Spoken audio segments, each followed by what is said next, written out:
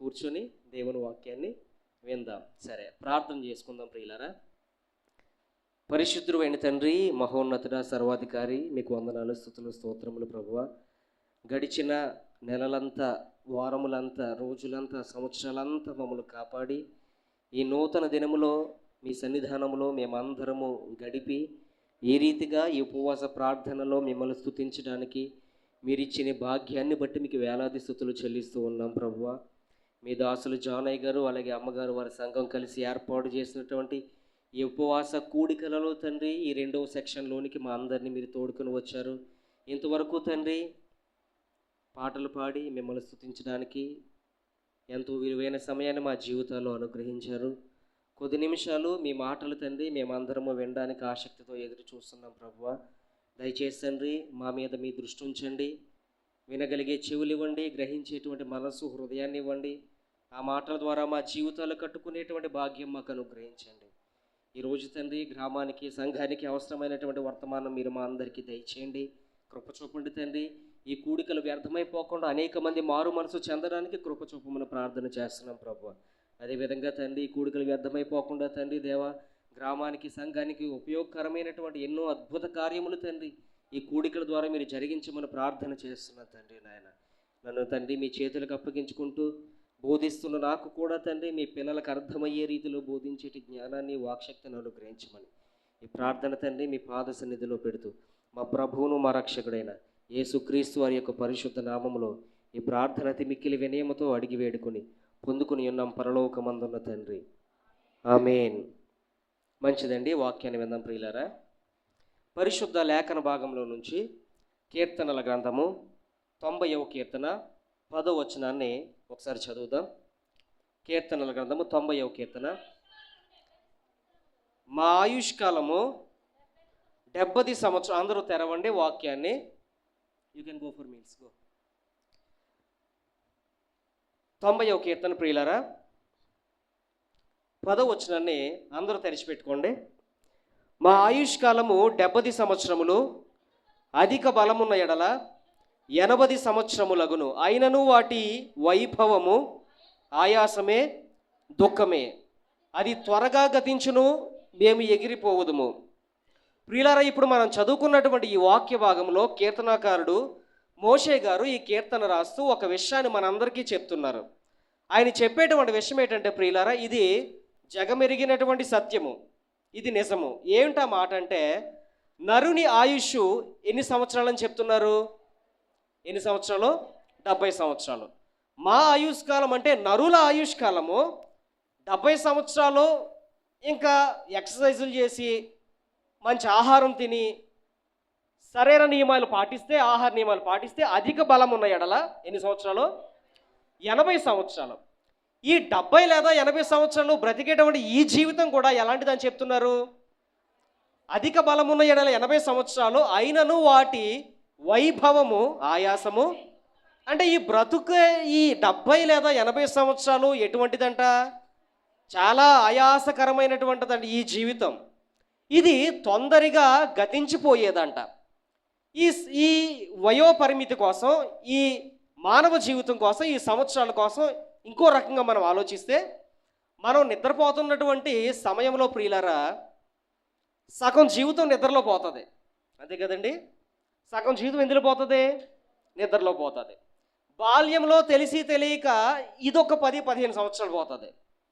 ఆ తర్వాత ఇదో 15 సంవత్సరాలు పోయిన తర్వాత ఇంకొంచెం ముందుకు వెళ్తే పెళ్లి చేసుకున్న తర్వాత భార్య, పిల్లలు, వీటితో మళ్ళీ ఇంకా కొంచెం ముందుకి ఒక 10 సంవత్సరాలు ఇలా పోతుంది.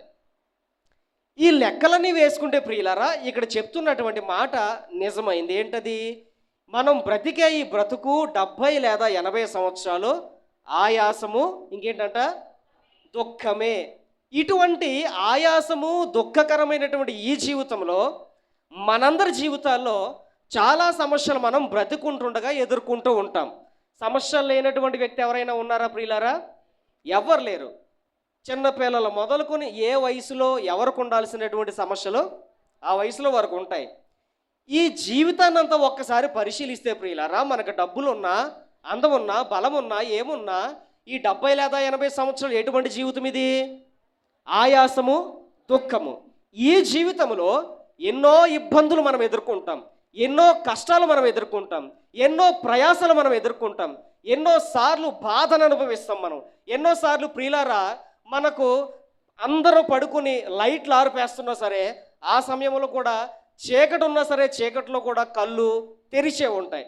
ఇంత స్ట్రగుల్స్తో కూడినటువంటి జీవితం మనది, ఇంత సమస్యలతో కూడినటువంటి జీవితం మనది, ఇంత ఇబ్బందులతో కూడినటువంటి జీవితం మనది. ఈరోజు ప్రియులారా, దేవుణ్ణి ఆరాధిస్తున్నటువంటి మనము మీ అందరికీ ఒక విషయం వాక్యానుసారంగా చెప్పాలని నేను ఆశపడుతున్నాను.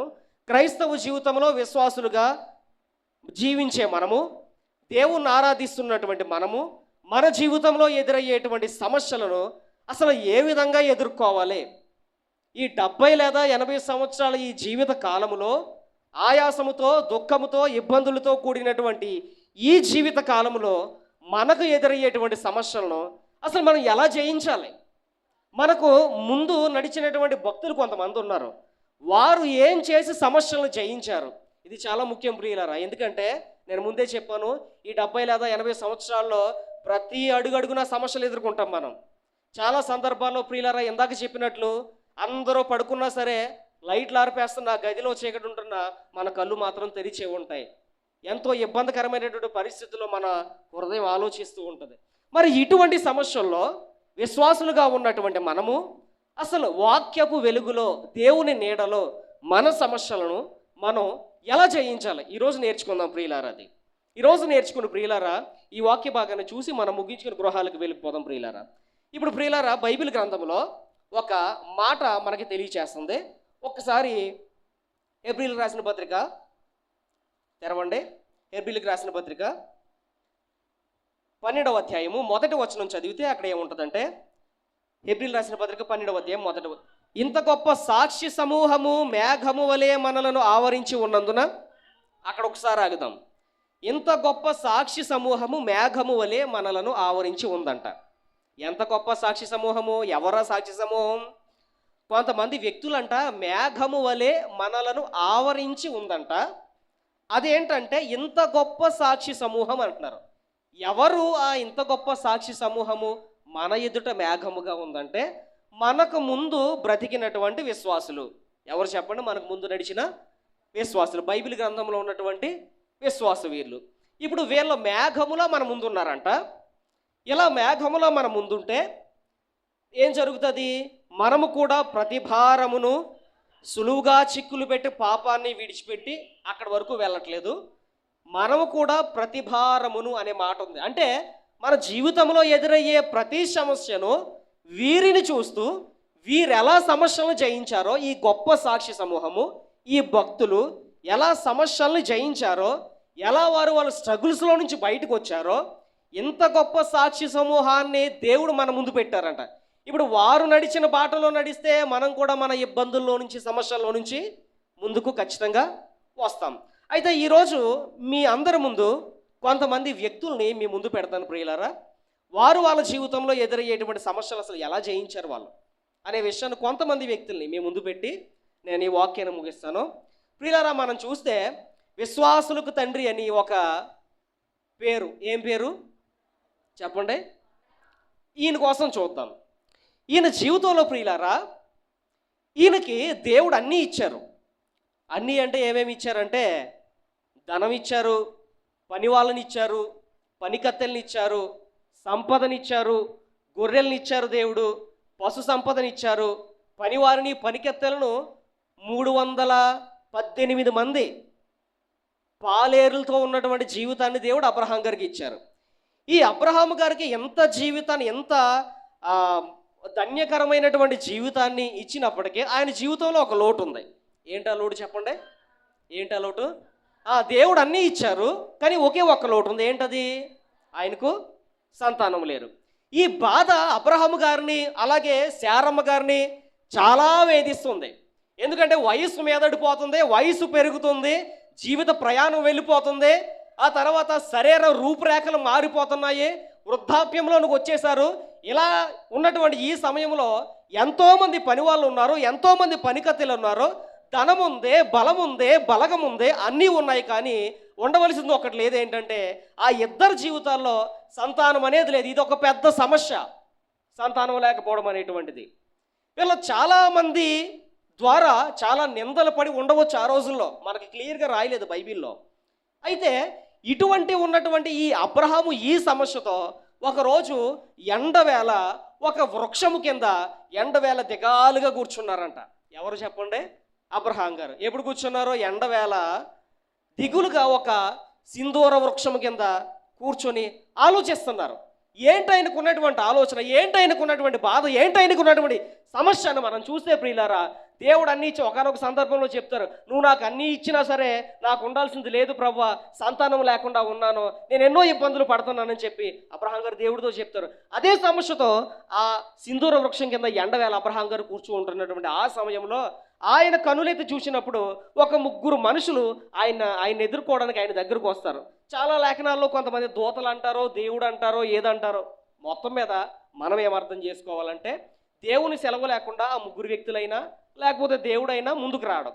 ఇప్పుడు ప్రియులారా, ఈయన కూర్చొని ఏం చేశాడంటే దిగులుగా ఈ సమస్యతో ఆలోచిస్తూ ఈ సింధూర వృక్షం కింద కూర్చుంటూ ఉన్నప్పుడు అతను కన్నులెత్తి చూసేటప్పుడు ముగ్గురు మనుషులు అతన్ని ఎదుర్కోవడానికి అతను ముందుకు వచ్చారంట. అప్పుడు వెంటనే ఈయన చేసిన పని ఏంటో ప్రియులారా, ఈ అబ్రహాం గారు ఈ దేవుడు పంపించినటువంటి ఈ ముగ్గురు వ్యక్తులు ఆయన దగ్గరకు వస్తుంటే తానున్నటువంటి ప్రదేశంలో నుంచి వెంటనే లేచి పరుగున వాళ్ళని ఎదుర్కొని పరుగున వెళ్ళి వాళ్ళకి సాష్టాంగపడి నమస్కారము చేసి వాళ్ళ ఇంటిలోనికి తీసుకెళ్ళి ఆయన భోజనాన్ని సిద్ధపరిచాడు. ఎక్కడి వరకు తెలుసు కదా మీకు? ఓకే. అయితే చూడండి, ఈయన అబ్రహాం గారు ముగ్గురు వ్యక్తులు వస్తున్నప్పుడు ప్రియులారా చూసిన తర్వాత వెంటనే అలా ఉండిపోయాడా, లేకపోతే పరుగెట్టుకుని వెళ్ళి వాళ్ళ దగ్గరికి వెళ్ళి సాష్టాంగ పడ్డాడా? చెప్పండి. చూస్తూ ఉండిపోయాడా? చెప్పండి, మాట్లాడండి. మీరు తెలుగులో మాట్లాడుతున్నాను నేను. చూస్తూనే ఉండిపోయాడా, పరిగెట్టుకుని వెళ్ళాడా? పరిగెట్టుకుని త్వరపడి వేగముగా వారి దగ్గరికి వెళ్ళాడు. 2, సాష్టాంగ పడ్డాడు. 3, వారిని గృహంలోనికి తీసుకెళ్లి భోజన పదార్థములను ఇచ్చి వాళ్ళని తృప్తిపరిచాడు. ఇది కొంచెం ఆధ్యాత్మిక సంబంధమైన లోతుల్లోనికి మనం ఆలోచించుకుంటే ప్రియులారా, ఈ అబ్రహాము గారు పరిగెత్తుకుని వెళ్ళాడు ఆ ముగ్గురు మనుషుల దగ్గరికి తనంతట తానే మనం ఆలోచిస్తున్నాం కదా. మనము కూడా ప్రియులారా సమస్యలతో కూర్చొని ఉండిపోతూ ఉన్నప్పుడు, ఎన్నో ఇబ్బందులు మన జీవితంలో చెలరేగుతూ ఉన్నప్పుడు, నిద్ర పట్టడం లేనటువంటి సమస్యల్లో మనం కూరుకుపోయి ఇబ్బందుల్లో ఉన్నప్పుడు ప్రియులారా, నువ్వు ఉన్నటువంటి స్థితిలోనే ఉండిపోవడం కాదు, నీ ఉన్నటువంటి ఇబ్బందుల్లోనే ఉండిపోవడం కాదు.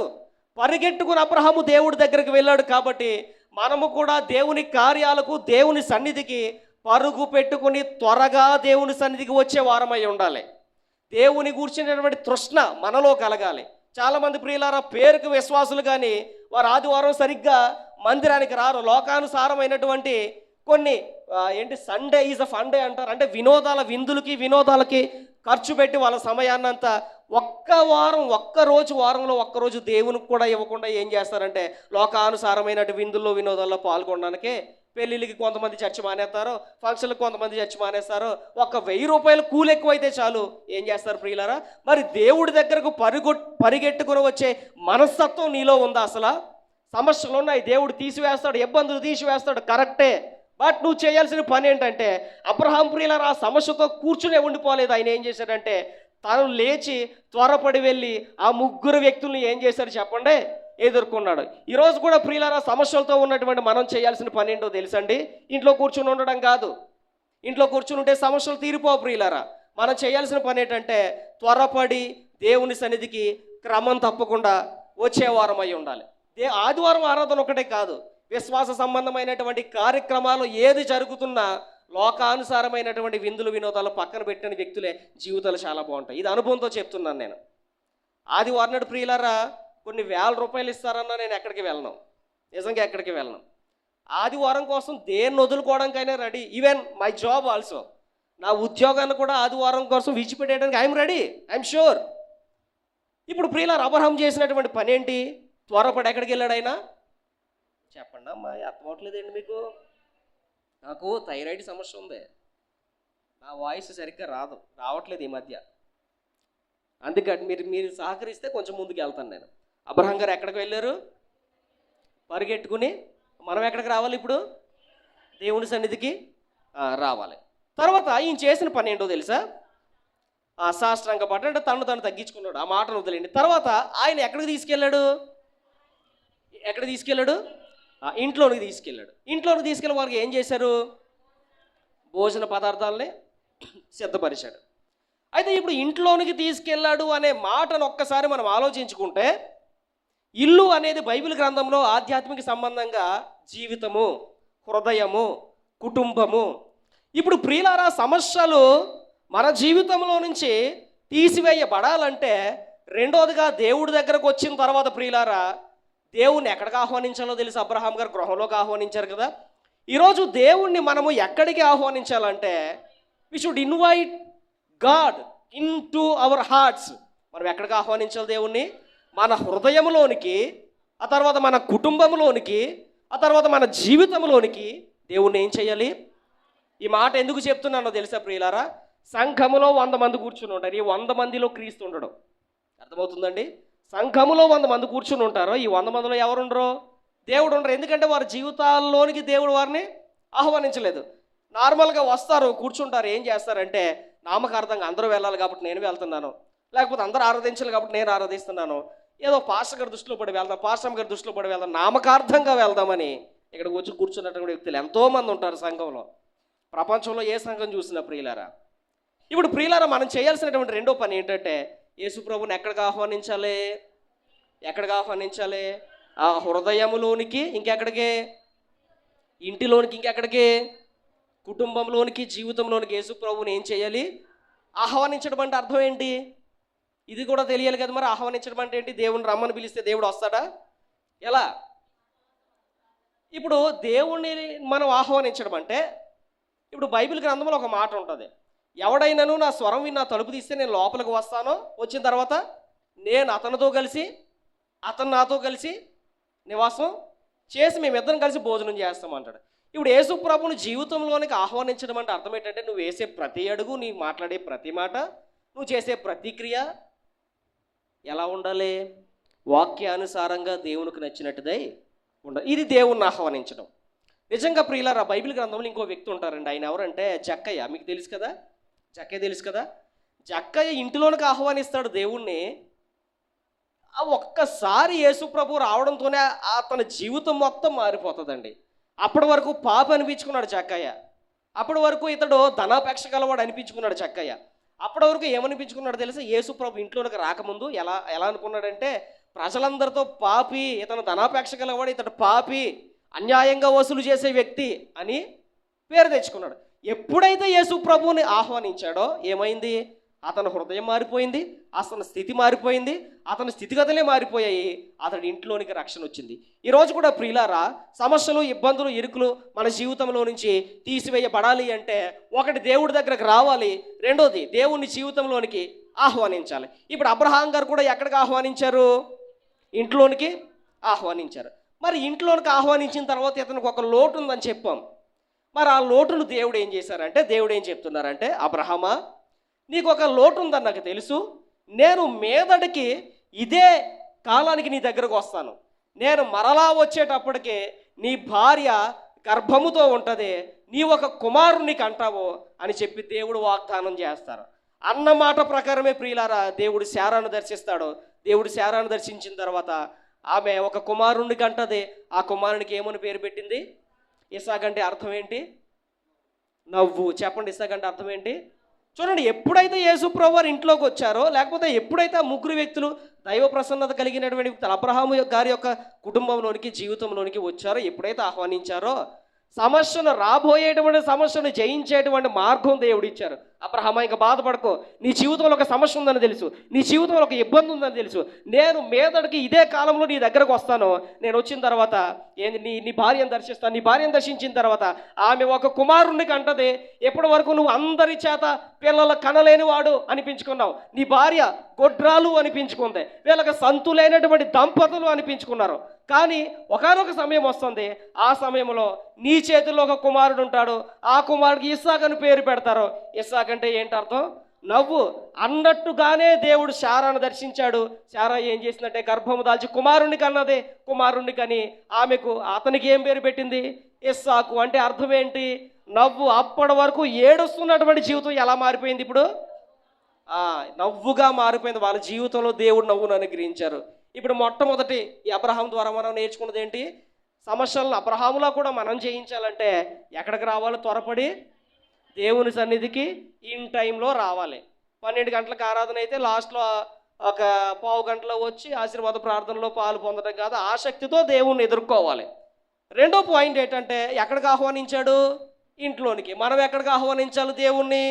ఆయన ఆహ్వానించడం అంటే ఏంటి? మన ప్రతిక్రియ వాక్యానుసారంగా నీ మాట, నీ చూపు, నీ ప్రవర్తన, everything it should be according to the God's word. ప్రతిదీ వాక్యానుసారంగా ఉండాలి. ఇది అబ్రహాము ద్వారా సమస్యను జయించే మార్గాన్ని మనం తెలుసుకున్నాం. ఇక ప్రియులారా, రెండో విషయాన్ని మీ అందరికీ చెప్తాను. ఇంకో వ్యక్తిని పరిచయం చేస్తాను. ఆ వ్యక్తి ఎవరంటే, నా హృదయానుసారుడు అన్న పేరు తెచ్చుకున్నటువంటి వ్యక్తి. ప్రశ్నలు అడిగితే జవాబులు చెప్పాలి. ఒక వ్యక్తిని దేవుడు ఏమన్నారంటే, ఇతను నా హృదయానుసారుడు. చెప్పండి. దావీదు. చెప్పండి ఎవరు? అందరూ చెప్పండి ఒకసారి. దావీదు. ఓకే. ఇప్పుడు దావీదు గారి కోసం కూడా ఒకసారి చూద్దాం. ఇతని జీవితంలో కూడా ఒక సమస్య, అంటే సమస్యను అనకూడదు కానీ అలాంటి పరిస్థితి ఒకటి ఎదురైంది. మరి అతడు ఎలా చేయించాడు ఆ సమస్యని? అబ్రహాం ఏమో పరుగెట్టుకుని వెళ్ళాడు, ఇంట్లోనికి ఆహ్వానించాడు, సమస్యను జయించాడు. నెక్స్ట్ దావీదు. ఈ దావీదు జీవితంలో ఒకానొక సందర్భంలో ఒక గొప్ప శ్రమ ఎదురవుతుంది. అదేం శ్రమ అంటే కొంచెం బ్యాక్గ్రౌండ్ మీకు చెప్తాను చూడండి. ఈ దావీదు గారు అన్నలు ఎక్కడ పనిచేస్తారు? సౌలు అనే రాజు యొక్క రాజ్యంలో. తెలుసు కదా మీకు, స్టోరీలు సండే స్కూల్ నుంచి వింటున్నారు కదమ్మా. మీరు మాట్లాడితే కొంచెం మీకు అర్థమవుతుందో లేదో నాకు అర్థమవుతుంది. ఓకే. ఇప్పుడు ఈ దావీదు గారు వీళ్ళ అన్నగారులు ఎక్కడ పనిచేస్తున్నారు? సైన్యంలో పనిచేస్తున్నారు. అప్పటికి ఇతని వయసు ఎంత? బాలుడు, అంతే కదా. అప్పటికి వాళ్ళ అన్నగారులు సైన్యంలో పనిచేస్తుంటే ఈయన చేసే ఉద్యోగం ఏంటి? చెప్పండి, ఏం చేస్తున్నారు?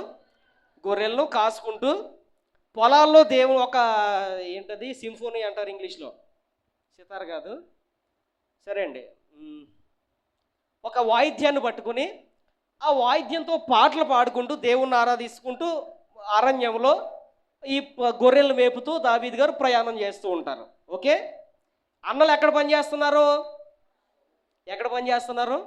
ఆ సైన్యంలో. ఒకరోజు ఏమవుద్దంటే, ఒక ఫిలిస్తీయుడు, ఆయన పేరేంటి? ఫిలిస్తీయుడు పేరేంటి? 6 మూరలు చేయండి ఎత్తు. ఏం పేరమ్మా? గొలియాత్. గట్టిగా చెప్పండి కొంచెం. గొలియాత్ గారు. ఈ గొలియాత్ గారు ఒకరోజు ఫిలిస్తీయుల సైన్యాన్ని తీసుకుని వచ్చి ఇశ్రాయేలు సైన్యం మీద యుద్ధానికి రమ్మంటాడు. మీ రాజ్యంలో ఒక్కడైనా ఉన్నాడా నన్ను ఎదుర్కొనేవాడు? ఎవరైనా ఉంటే నా దగ్గరకు వచ్చి తలపడండి. ఒక్కడొచ్చి నాతో తలపడితే నేను నా సైన్యాన్ని మొత్తం మీ పాదాల దగ్గర పెట్టేసి నేను నా సైన్యం మీకు ఏమైపోతామంటే మీ కాళ్ళ కింద చెప్పులు అయిపోతామని చెప్పి 40 రోజులు సవాల్ చేస్తున్నాడంట, లోయ కటువైపు నిలబడి. ఎవరు? గొలియాత్. అతడి కోసం ఏమని రాయబడిందో తెలుసా బైబిల్లో? అతడు బహుబలవంతుడు.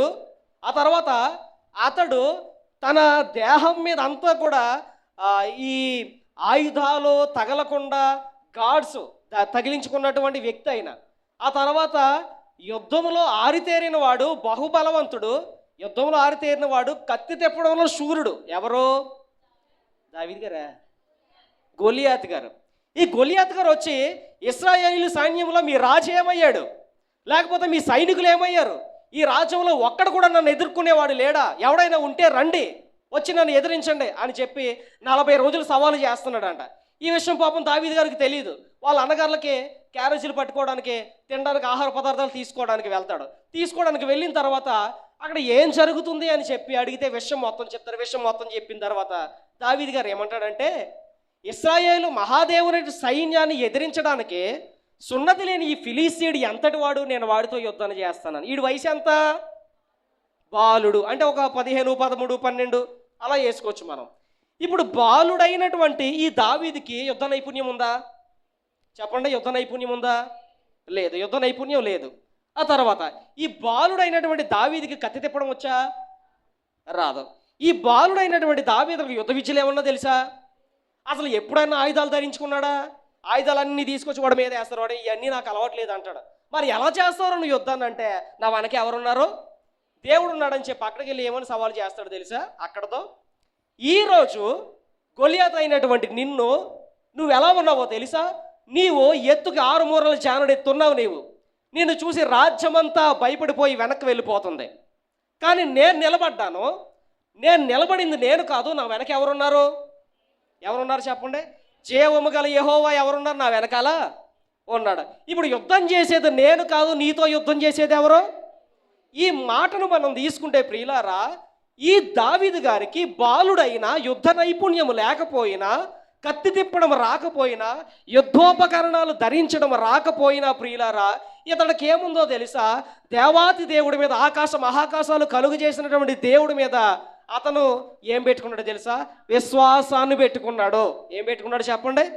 ఏంటి బాలుడు ఏంటి, యుద్ధ నైపుణ్యాలు తెలియని వాడేంటి, యుద్ధ నైపుణ్యాలు తెలిసిన వాడితో, కత్తి తిప్పడం వచ్చిన వాడితో సరాసరి వెళ్ళి ఎదురుగా వెళ్ళి, ఈరోజు నీ మాంసాన్ని ఆకాశ పక్షులకి గెద్దలకి వేసేస్తాను, నేను ఈరోజు నా దేవుడు నా వశం చేయబోతున్నాడని చెప్పడం ఏంటో ప్రియులారు తెలుసా? ఇదంతానే దావీదు గారికి ప్రియులారు అంత చిన్న వయసులోనే ఏముంది చెప్పండి? అందరి మాట చెప్పండి, ఏముంది చెప్పండి? విశ్వాసం ఉంది. విశ్వాసం, ఇది నేను నమ్మకం అంటారు ప్రియులారా. ఇది సమస్యలు జయించడానికి చాలా ముఖ్యమైనది. ఫెయిత్, విశ్వాసం, నమ్మకం, ట్రస్ట్, బిలీవ్నెస్, ఇది ఎంత ముఖ్యమైనదో తెలుసా ప్రియులారా? ఈ విశ్వాసం కోసం కొద్ది నిమిషాలు మీతో మాట్లాడతాను, తర్వాత దావీదు గారి దగ్గరికి వస్తాను. ఈ విశ్వాసం ఎంత ముఖ్యమైనదో తెలుసా ప్రియులారా? సంఘంలో చాలామంది కూర్చుంటారో, 100 మంది కూర్చుంటారో, వీళ్ళు ప్రార్థనలు చేస్తారో సమస్యలు బట్టి, కానీ చేసే ప్రార్థనలు ప్రియులారా అవి జరిగే వరకు జరుగుతాయో లేదో కూడా వీళ్ళకి నమ్మకం అనేది ఉంటుందా చెప్పండి? జరిగే వరకు కూడా అది జరుగుతో లేదో కూడా తెలీదు, నమ్మకం ఉండదు, అవిశ్వాసం ఉంటుంది ప్రియులారా. కానీ ప్రియులారా, దావీదు గారికి ఉన్నటువంటి లక్షణం ఏంటి? సమస్యను చూసి భయపడలేదు అతను. 6 మూరల జానుడెత్తు కాదు, 10 అడుగులు ఉన్నా సరే, ప్రపంచాన్ని మొత్తం జయించిన వీరుడైనా సరే, వాడు పేరు వింటే రాజులు వచ్చి వాడు కాళ్ళ కింద ఆయుధాలన్నీ పెట్టి రాజ్యాన్ని అప్పగించేసి అంత శూరుడైనా సరే దావీదు గారికి లెక్కలేదు. ఎందుకో తెలుసా? అతనికి ఉన్నటువంటిది ఏంటో తెలుసా? సమస్యను చూసి భయపడలేదు, కానీ అతడు నా వెనక నా దేవుడు ఉన్నాడు, ఈ సమస్యని, ఈ యుద్ధాన్ని జయించడం నా వల్ల కాదు, కానీ నా వెనక యుద్ధం చేసేవాడు ఎవరో దేవుడే అని చెప్పి దేవుడి మీద విశ్వాసాన్ని పెట్టుకున్నారు దావీదు గారు. లేకపోతే బాలుడైనటువంటి ఆ వయసులో అంత అలా విశ్వాసంగా మాట్లాడడం ఏంటి ప్రియులారా?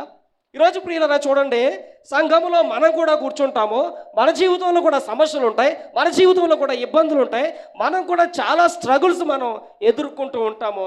ఈ అన్నిటిలో సమస్యలు జయించడానికి మందిరానికి వస్తే సరిపోదు, కుటుంబంలోనికి దేవుణ్ణి ఆహ్వానిస్తే సరిపోదు. రెండోదిగా నీకేం కావాలో తెలుసా? విశ్వాసం ఖచ్చితంగా దేవుని మీద కావాలి ప్రియులారా, ఖచ్చితంగా కావాలి. ఏ వ్యక్తికి అయితే విశ్వాసం లేదో దేవుని వాక్యం చెప్తుంది, విశ్వాసం లేకుండా ఏ వ్యక్తి కూడా దేవునికి ఇష్టడుగా, అది ఇంగ్లీష్లో ఎలా ఉంటుందంటే, విశ్వాసం లేకుండా ఏ వ్యక్తి కూడా దేవుణ్ణి సంతోష పెట్టలేదని ఉంటుంది. ఇప్పుడు దేవుడి దగ్గరకు వచ్చేవాడు అక్కడ ఉంది, బైబిల్ గ్రంథంలో ఉంటుంది, ఏప్రిల్ 11:6 విశ్వాసం లేకుండా ఏ వ్యక్తి కూడా దేవునికి ఇష్టడుగా మార్చబడడు. దేవుడి దగ్గరకు వచ్చేవాడు ఆయన ఉన్నాడని నమ్మాలి, తన్ను వెదకు వారికి ఫలము దయచేస్తాడని నమ్మవాలి కదా అని ఉంటుంది. నీలో విశ్వాసం లేదనుకో సమస్యల పట్ల, ఈ సమస్య నుండి దేవుడు నన్ను గట్టెక్కిస్తాడు అనేటువంటి విశ్వాసం నీలో లేదనుకో ప్రియులారా, ఏం జరుగుతుందో తెలుసా? నీలో విశ్వాసం లేకపోతే నీవు దేవునికి ఇష్టమైనటువంటి వ్యక్తి అసలే కాదు. క్లియర్గా చెప్తుంది వాక్యం. విశ్వాసం లేకుండా ఏ వ్యక్తి దేవునికి ఇష్టడుగా మార్చబడడు. అది ఏ సమస్య నిన్ను ఇబ్బంది పెడుతుందో దావీదుకున్నటువంటి ఆ విశ్వాసంలో కనిపెట్టి ప్రార్థన చెయ్యి. ఆ రోజు ఆ చిన్న బాలుడు పెట్టుకున్నటువంటి విశ్వాసం 6 మూరల జానుడు ఎత్తుగలిగినటువంటి యుద్ధశూరుడైనటువంటి ఈ గొలియాతుని ఏం చేసింది? నేల మీద పడేసింది ప్రియులారా. తెలుసు కాబట్టి మీకు స్క్రిప్చర్స్ అన్ని చూపించట్లేదు, మీకు తెలిసింది.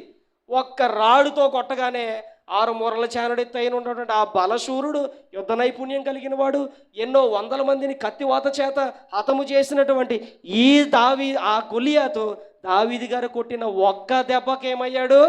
నేల మట్ట మీద పడిపోయి ప్రాణాలు కోల్పోయాడు ప్రియులారా. చూసారా ఎలా చేయించాడంటే, అతనికి కలిగి ఉన్నది ఏంటి ప్రియులారా? విశ్వాసం. ఏం కలిగి ఉందో చెప్పండి?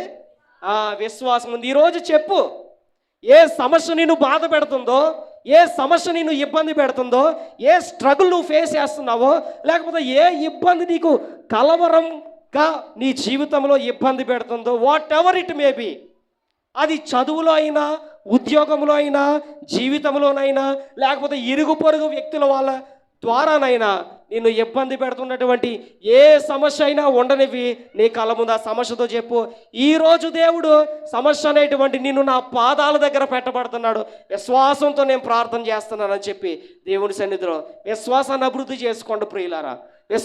బైబిల్లో ఒక మాట ఉంటుంది, లోకాన్ని జయించిన విజయము మన విశ్వాసమే. ఆ మాట ఒకసారి తెరవండి, ప్రియులారా. లోకాన్ని జయించిన, మొదటి యోహాను పత్రిక 5వ అధ్యాయం 4వ వచనం. 5వ అధ్యాయం 4వ వచనం. అమ్మా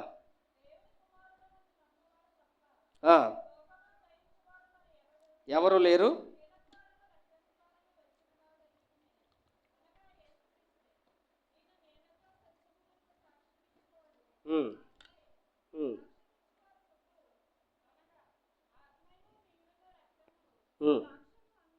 అక్కడ కింద లోకాన్ని జయించిన విశ్వాసం మీ విజయం అని ఉంటుంది చూడండి అమ్మా ఆ మాట. అదే దేవుని మూలంగా పుట్టిన వారు అందరూ లోకాన్ని జయిస్తారు. లోకాన్ని జయించిన ఏంటంట, లోకాన్ని జయించింది విశ్వాసమే లోకాన్ని జయించిందంట. ఏప్రిల్ రాసిన పత్రిక 11వ అధ్యాయంలో చూస్తే విశ్వాసము ద్వారా మన పితరులందరూ దేన్ని జయించారు, రాజ్యాలే జయించారు. కాబట్టి ఈరోజు ఏ సమస్య ఇబ్బంది పెడుతుందో ఆ సమస్య కోసం విశ్వాసంతో ప్రార్థన చెయ్యి. ఒకవేళ విశ్వాసంతో కానీ ప్రార్థన చేస్తే దేవుడు ఆ ఎత్తుగలిగినటువంటి ఆ బలశూరుని ఎలా కిందకు పడేశాడో, ఈరోజు ఏ సమస్యతో బాధపడుతున్నావో, ఏ ఇబ్బందితో బాధపెడుతున్నావో, నీలో కానీ విశ్వాసం ఉంటే ఏ సమస్య అయినా గొలియాతు వలె కింద పడిపోతుంది. నా మీరు వారందరూ స్తోత్రం చెప్పండి, హల్లెలూయా. అయితే ప్రియులారా చూడండి, బైబిల్ గ్రంథము ఒక మాట చెప్తుంది, విశ్వాసం అనేది అందరికీ ఉందంట, కానీ ఆ విశ్వాసంలో కొన్ని లోపాలు ఉన్నాయంట. ఏమున్నాయి చెప్పండి. ఇప్పుడు విశ్వాసం ఉంది, మనకి అందరికీ ఉంది. అయితే ఈ విశ్వాసంలో కొన్ని లోపాలు ఉన్నాయంట. ఈ మాట ఎవరు చెప్తారంటే అపోస్తలుడైన పౌలు గారు చెప్తారు. మొదటి తెస్సలోనికైలకు రాసినటువంటి పత్రిక తెరవండి. మొదటి తెస్సలోనికైలకు రాసినటువంటి పత్రిక తెరవండి. అందులో 3వ అధ్యాయంలోనికి రండి. ఈ 3వ అధ్యాయంలోనికి వచ్చిన తర్వాత ప్రియులారా, ఎన్నో వచనం అంటే 9, 10 కలిపి ఉన్నాయి, నేను చదువుతున్నాను చూడండి. మొదటి తెస్సలోనికైలకు రాసిన పత్రిక 3వ అధ్యాయం 10వ వచనం. మేము మీ ముఖము చూచి మీ విశ్వాసములో ఉన్న లోపమును తీర్చున్నట్లు ఏమున్నాయంట, విశ్వాసంలో ఏమున్నాయంట, లోపాలు. ఇప్పుడు మనందరి విశ్వాసంలో కూడా లోపాలు ఉంటాయా? ఉంటాయి కదా. అంటే ఎలాంటి లోపాలు ఉంటాయో తెలుసా ప్రియులారా? చాలా సందర్భాల్లో దేవుడు మనల్ని పైకి లేపాడు, సమస్య నుంచి విడిపించారు. ఇప్పుడు మనం తట్టుకోలేనటువంటి సమస్య మన కళ్ళ ముందు ఉన్నప్పుడు మన విశ్వాసం ఏమైపోతుందో తెలుసా? అలాగ కిందకే జారిపోతూ ఉంటుంది. ఇప్పుడు అందుకే పౌలు ఏం చెప్తున్నాడు అంటే, విశ్వాసం ఉంది, ఈ విశ్వాస విషయంలో అందరికీ ఏముంది, లోపాలు ఉన్నాయి. అంటే కొన్ని సమస్యలు చూసినప్పుడు, మనం ఎదుర్కోలేనటువంటి ఇబ్బందులు మనం చూసినప్పుడు మన విశ్వాసం ఏమైపోతుంది, అలాగ కిందకే జారిపోయి విశ్వాసంలో సన్నగిల్లిపోతాం. బైబిల్ గ్రంథంలో కూడా దేవుని కార్యాలు చూసిన వారు ఉన్నారో, దేవుని మేలులు అనుభవించిన వాళ్ళు ఉన్నారో, అంత విశ్వాసం కలిగిన వాళ్ళు ఉన్నారో, అదే కార్యాలు చూసిన వాళ్ళు, అంత గొప్ప కార్యాలు చూసిన వాళ్ళు, దేవుని శక్తి తెలిసిన వాళ్ళు కూడా విశ్వాసం నుంచి ఏమైపోయారు తెలుసా, కిందకు జారిపోయారు. ఎవరో తెలుసా? మీకు ఒక 2 ఉదాహరణలు చూపిస్తాను చూడండి. బాప్తిస్మ ఇచ్చే యోహాను తెలుసా ప్రియులారా? మా ఇంటికి ఎప్పుడు రాలేదండి అన్నాడు, చూస్తున్నారు మీరు. తెలిసి అని చెప్పండి. బాప్తిస్మ ఇచ్చే యోహాను తెలుసా మీకు? వాళ్ళ ఇంటికి మనమే వాళ్ళ ఇంటికి వెళ్ళాలి, తొందరలోనే వెళ్తాం మనం. ఓకే, వస్తారా మీరు అందరూనే? రావాలి. మీరందరూ పరలోకంలో ఉండాలి. మనం అందరం పరలోకంలో ప్రభు సన్నిధిలో ప్రభు ముఖం చూస్తూ దానికి మించినటువంటి ధన్యకరమైన జీవితం లేదు. ఛాన్స్ ఇవ్వాలి కానీ నాకు ఇప్పుడు వెళ్ళిపోవాలన్నది దేవుడి దగ్గరికి అన్ని వదిలిపెట్టి. సరే, ఏం చెప్తున్నాను? బాప్తిస్మ ఇచ్చే యోహాను. ఈ బాప్తిస్మ ఇచ్చే యోహాను తెలుసు కదండి. ఈ బాప్తిస్మ ఇచ్చే యోహాను, ఈ భక్తుడు ఎంత విశ్వాసపరుడు అంటే, యేసు ప్రభు వారి కంటే 6 నెలల ముందు పుట్టి యేసుప్రభు వారి కంటే ముందు సమాజంలోకి వచ్చి యేసుప్రభును ప్రకటించి యేసుప్రభు వారికి బాప్తీసం ఇచ్చి తన శిష్యులను కూడా యేసుప్రభు వారి దగ్గరికి వెళ్ళాలంటే నేను కాదు సరైనటువంటి వాడిని, ఆయనే సరైనటువంటి వాడని తన శిష్యులను కూడా యేసుప్రభు దగ్గరికి పంపించి లోక పాపాన్ని మోసుకొని పోవచ్చున్న దేవుని గొర్రెపిల్ల అని లోకానికి యేసుక్రీస్తు కోసం పరిచయం చేసిన వ్యక్తి చెరసాల్లో పెట్టబడతాడు. చెరసాల్లో పెట్టబడిన తర్వాత పరిస్థితులు మారిపోతాయి. పరిస్థితులు మారిపోయిన తర్వాత అంత విశ్వాసం పెట్టుకున్నటువంటి ఈ బాప్తిస్మ ఇచ్చే యోహాను ఈయన ఒక్కసారిగా చెరసాల్లో పెట్టబడిన తర్వాత, సమస్య ఎదురైన తర్వాత, ఇబ్బంది ఎదురైన తర్వాత అంత విశ్వాసాన్ని పెట్టుకున్న ఈయన యేసుప్రభువే లోకరక్షకుడని చాటి చెప్పినటువంటి ఈయన శిష్యులు కూడా యేసుప్రభు దగ్గరికి వెళ్ళండి అని చెప్పినటువంటి ఈయన ఏం మాట్లాడతాడో తెలుసా? లూకాసు వార్తలోకి వెళ్ళిపోతే ప్రియులారా, బాప్తిస్మ ఇచ్చే యోహాను శిష్యులు పంపించి ఒకటి అడుగుతాడు, అసలు యేసుప్రభు అంటే నువ్వేనా? ఇంకెవరి కోసమన్నా మేమేం చేయాలి? ఎదురు చూడాలా? తెలుసా మాట? రాబోవు వాడవు 7:20 లూకాసు వార్త 7వ అధ్యాయము 20వ వచనం. లూకాసు వార్త 7వ అధ్యాయం 20వ వచనం.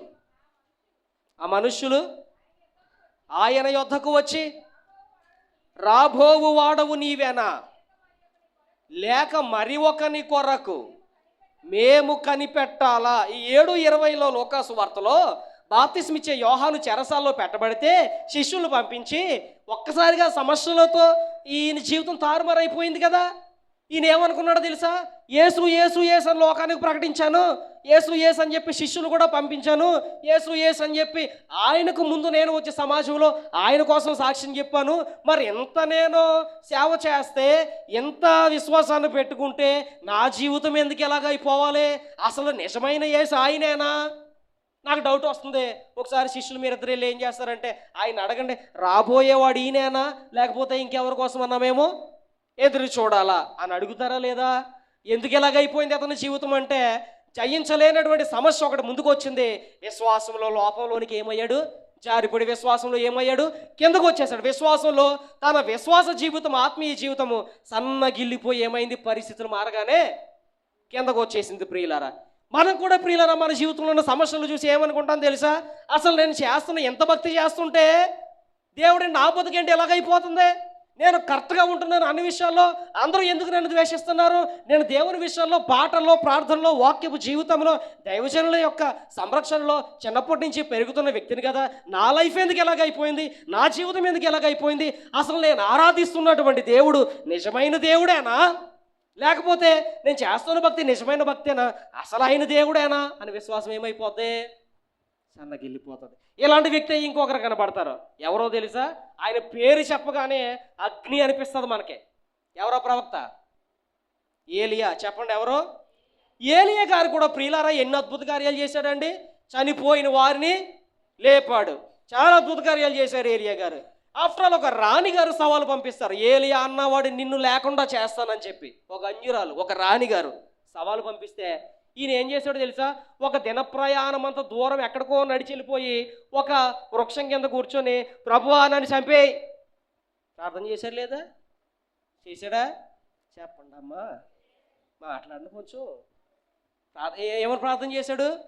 ప్రభువా ఇంత మట్టుకు చాలు, నా పితరుల కంటే నేను గొప్పవాడిని కాదు, నా ప్రాణాన్ని తీసేసుకొని నన్ను చంపే, నాకు భయం వేసేస్తుంది.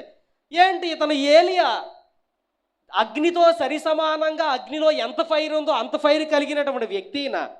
చనిపోయిన వారిని లేపినటువంటి వ్యక్తి ఈయన. ఎవరు? ఏలియా. అతడు ప్రార్థన చేస్తే 3.5 సంవత్సరాల వర్షము, అతను ప్రార్థన చేస్తే ఆకాశము నుంచి అగ్ని కురిసింది. మరి ఎలాంటి ఏలియా ఏమైపోయాడంటే, ఆఫ్టర్ ఆల్ ఒక రాణి సవాలు చేస్తుంది.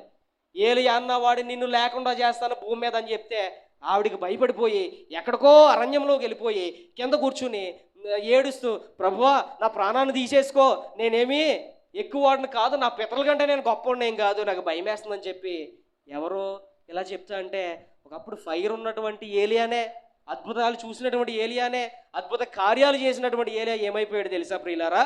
ఏమయ్యాడు తెలుసండి? అక్కడికి ఆయన దగ్గరికి వెళ్ళిపోయి, ప్రభువా నా ప్రాణాన్ని తీసేసుకో అని చెప్పి విశ్వాసం నుంచి ఏమైపోయినా కిందకు వచ్చేసాడు.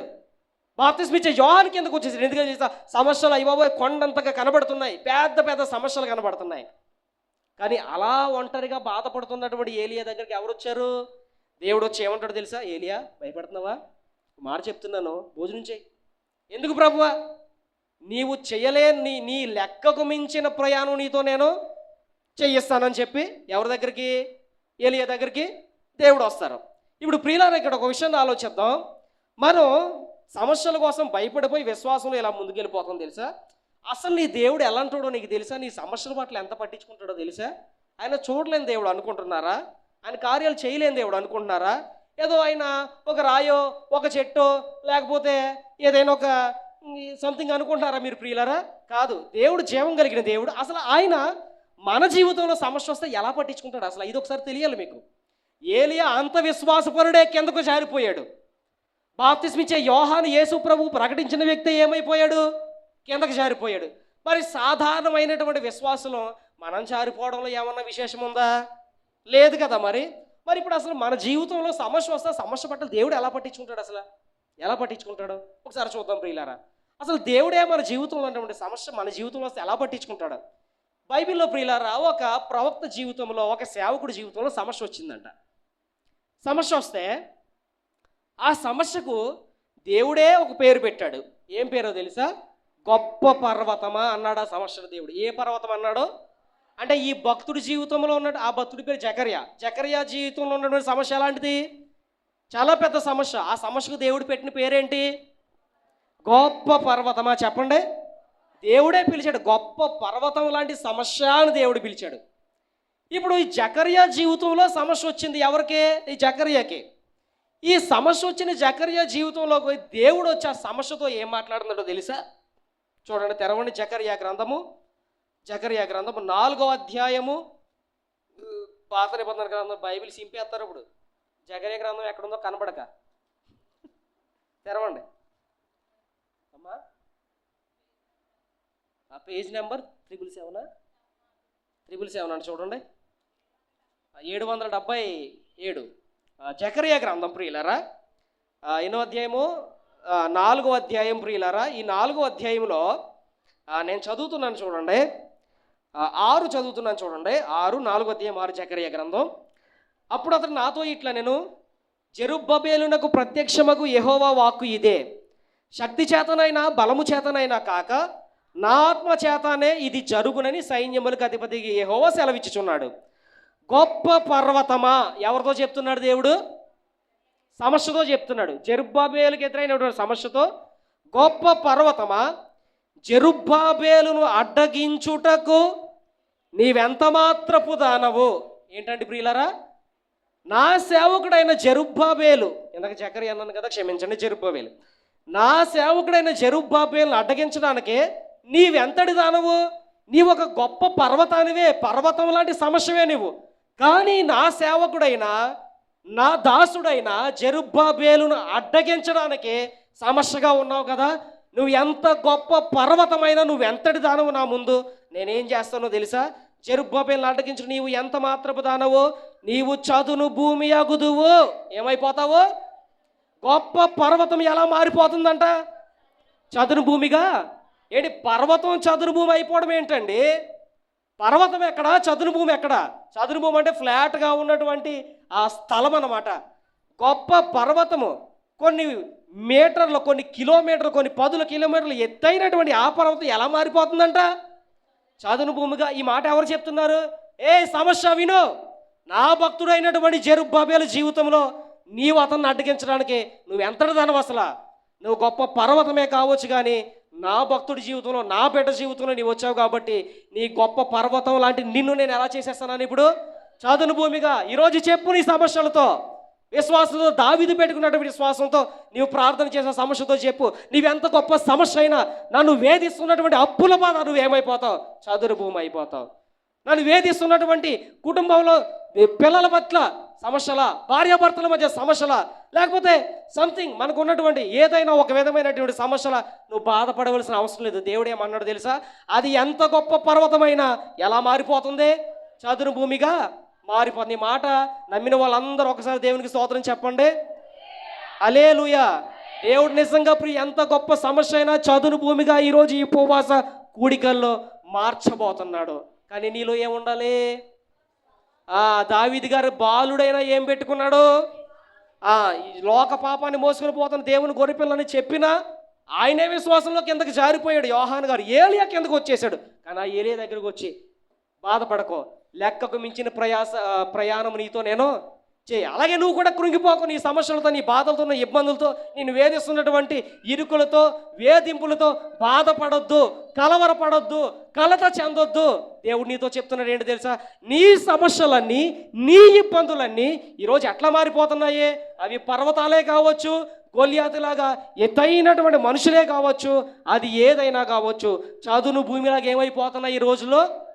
మారిపోబోతున్నాయి మీ సమస్యలన్నీ. మీరు నమ్మితే, నేను చెప్తే కాదు, నేనేదో ఇక్కడ ప్రసంగం వరిచేసి చెప్పే దేవుడు విడిపించేస్తాడని చెప్పేస్తే జరగవు అవన్నీ. ఎవరిలో ఉండాలి విశ్వాసం? ఎవరిలో ఉండాలి? ఇప్పుడు అబ్రహాము గారు సమస్యను తీసివేసుకోవడానికి మొట్టమొదటిగా దేవుడి దగ్గరకు వచ్చాడు. మనం దేవుని సన్నిధికి రావాలి. రెండు, జీవితంలోకి ఆహ్వానించాడు, మనం కూడా ఆహ్వానించాలి. దావీదు గారు సమస్యను జయించడానికి ఏ ఆయుధాన్ని ఉపయోగించారు? ఏ ఆయుధాన్ని? అవిశ్వాసాన్ని. ఇప్పుడు దేవుని వాక్యం ఏం చెప్తుంది? లోకాన్ని జయించేదేంటి? మీరు పెట్టుకున్న విశ్వాసమే. సమస్యలను జయించేదేంటి? మీరు పెట్టుకున్న విశ్వాసమే. కాబట్టి ఇప్పుడు మన జీవితంలో ఉన్నటువంటి సమస్యలు, స్ట్రగుల్స్, ఇబ్బందుల్ని, వీటన్నిటిని జయించాలంటే మనలో కూడా ఏముండాలి ప్రియులారా? విశ్వాసం ఉండాలి. అన్లెస్ ఫెయిత్, విశ్వాసం లేకుండా ఏ వ్యక్తి, it is nothing impossible to please God. దేవుణ్ణి సంతోషపరచలేడు విశ్వాసం లేనటువంటి ఏ వ్యక్తి కూడా. కాబట్టి సమస్యలు జయించాలంటే దావీదు గారి జీవితంలో ఏం నేర్చుకున్నాం మనం? ఏం నేర్చుకున్నాం? విశ్వాసం. ఇప్పుడు మన సమస్యలు జయించాలంటే ఏం కావాలి మనకే? విశ్వాసం ఖచ్చితంగా కావాలి. విశ్వాసం ఉంటేనే మనం జయించగలుగుతాం.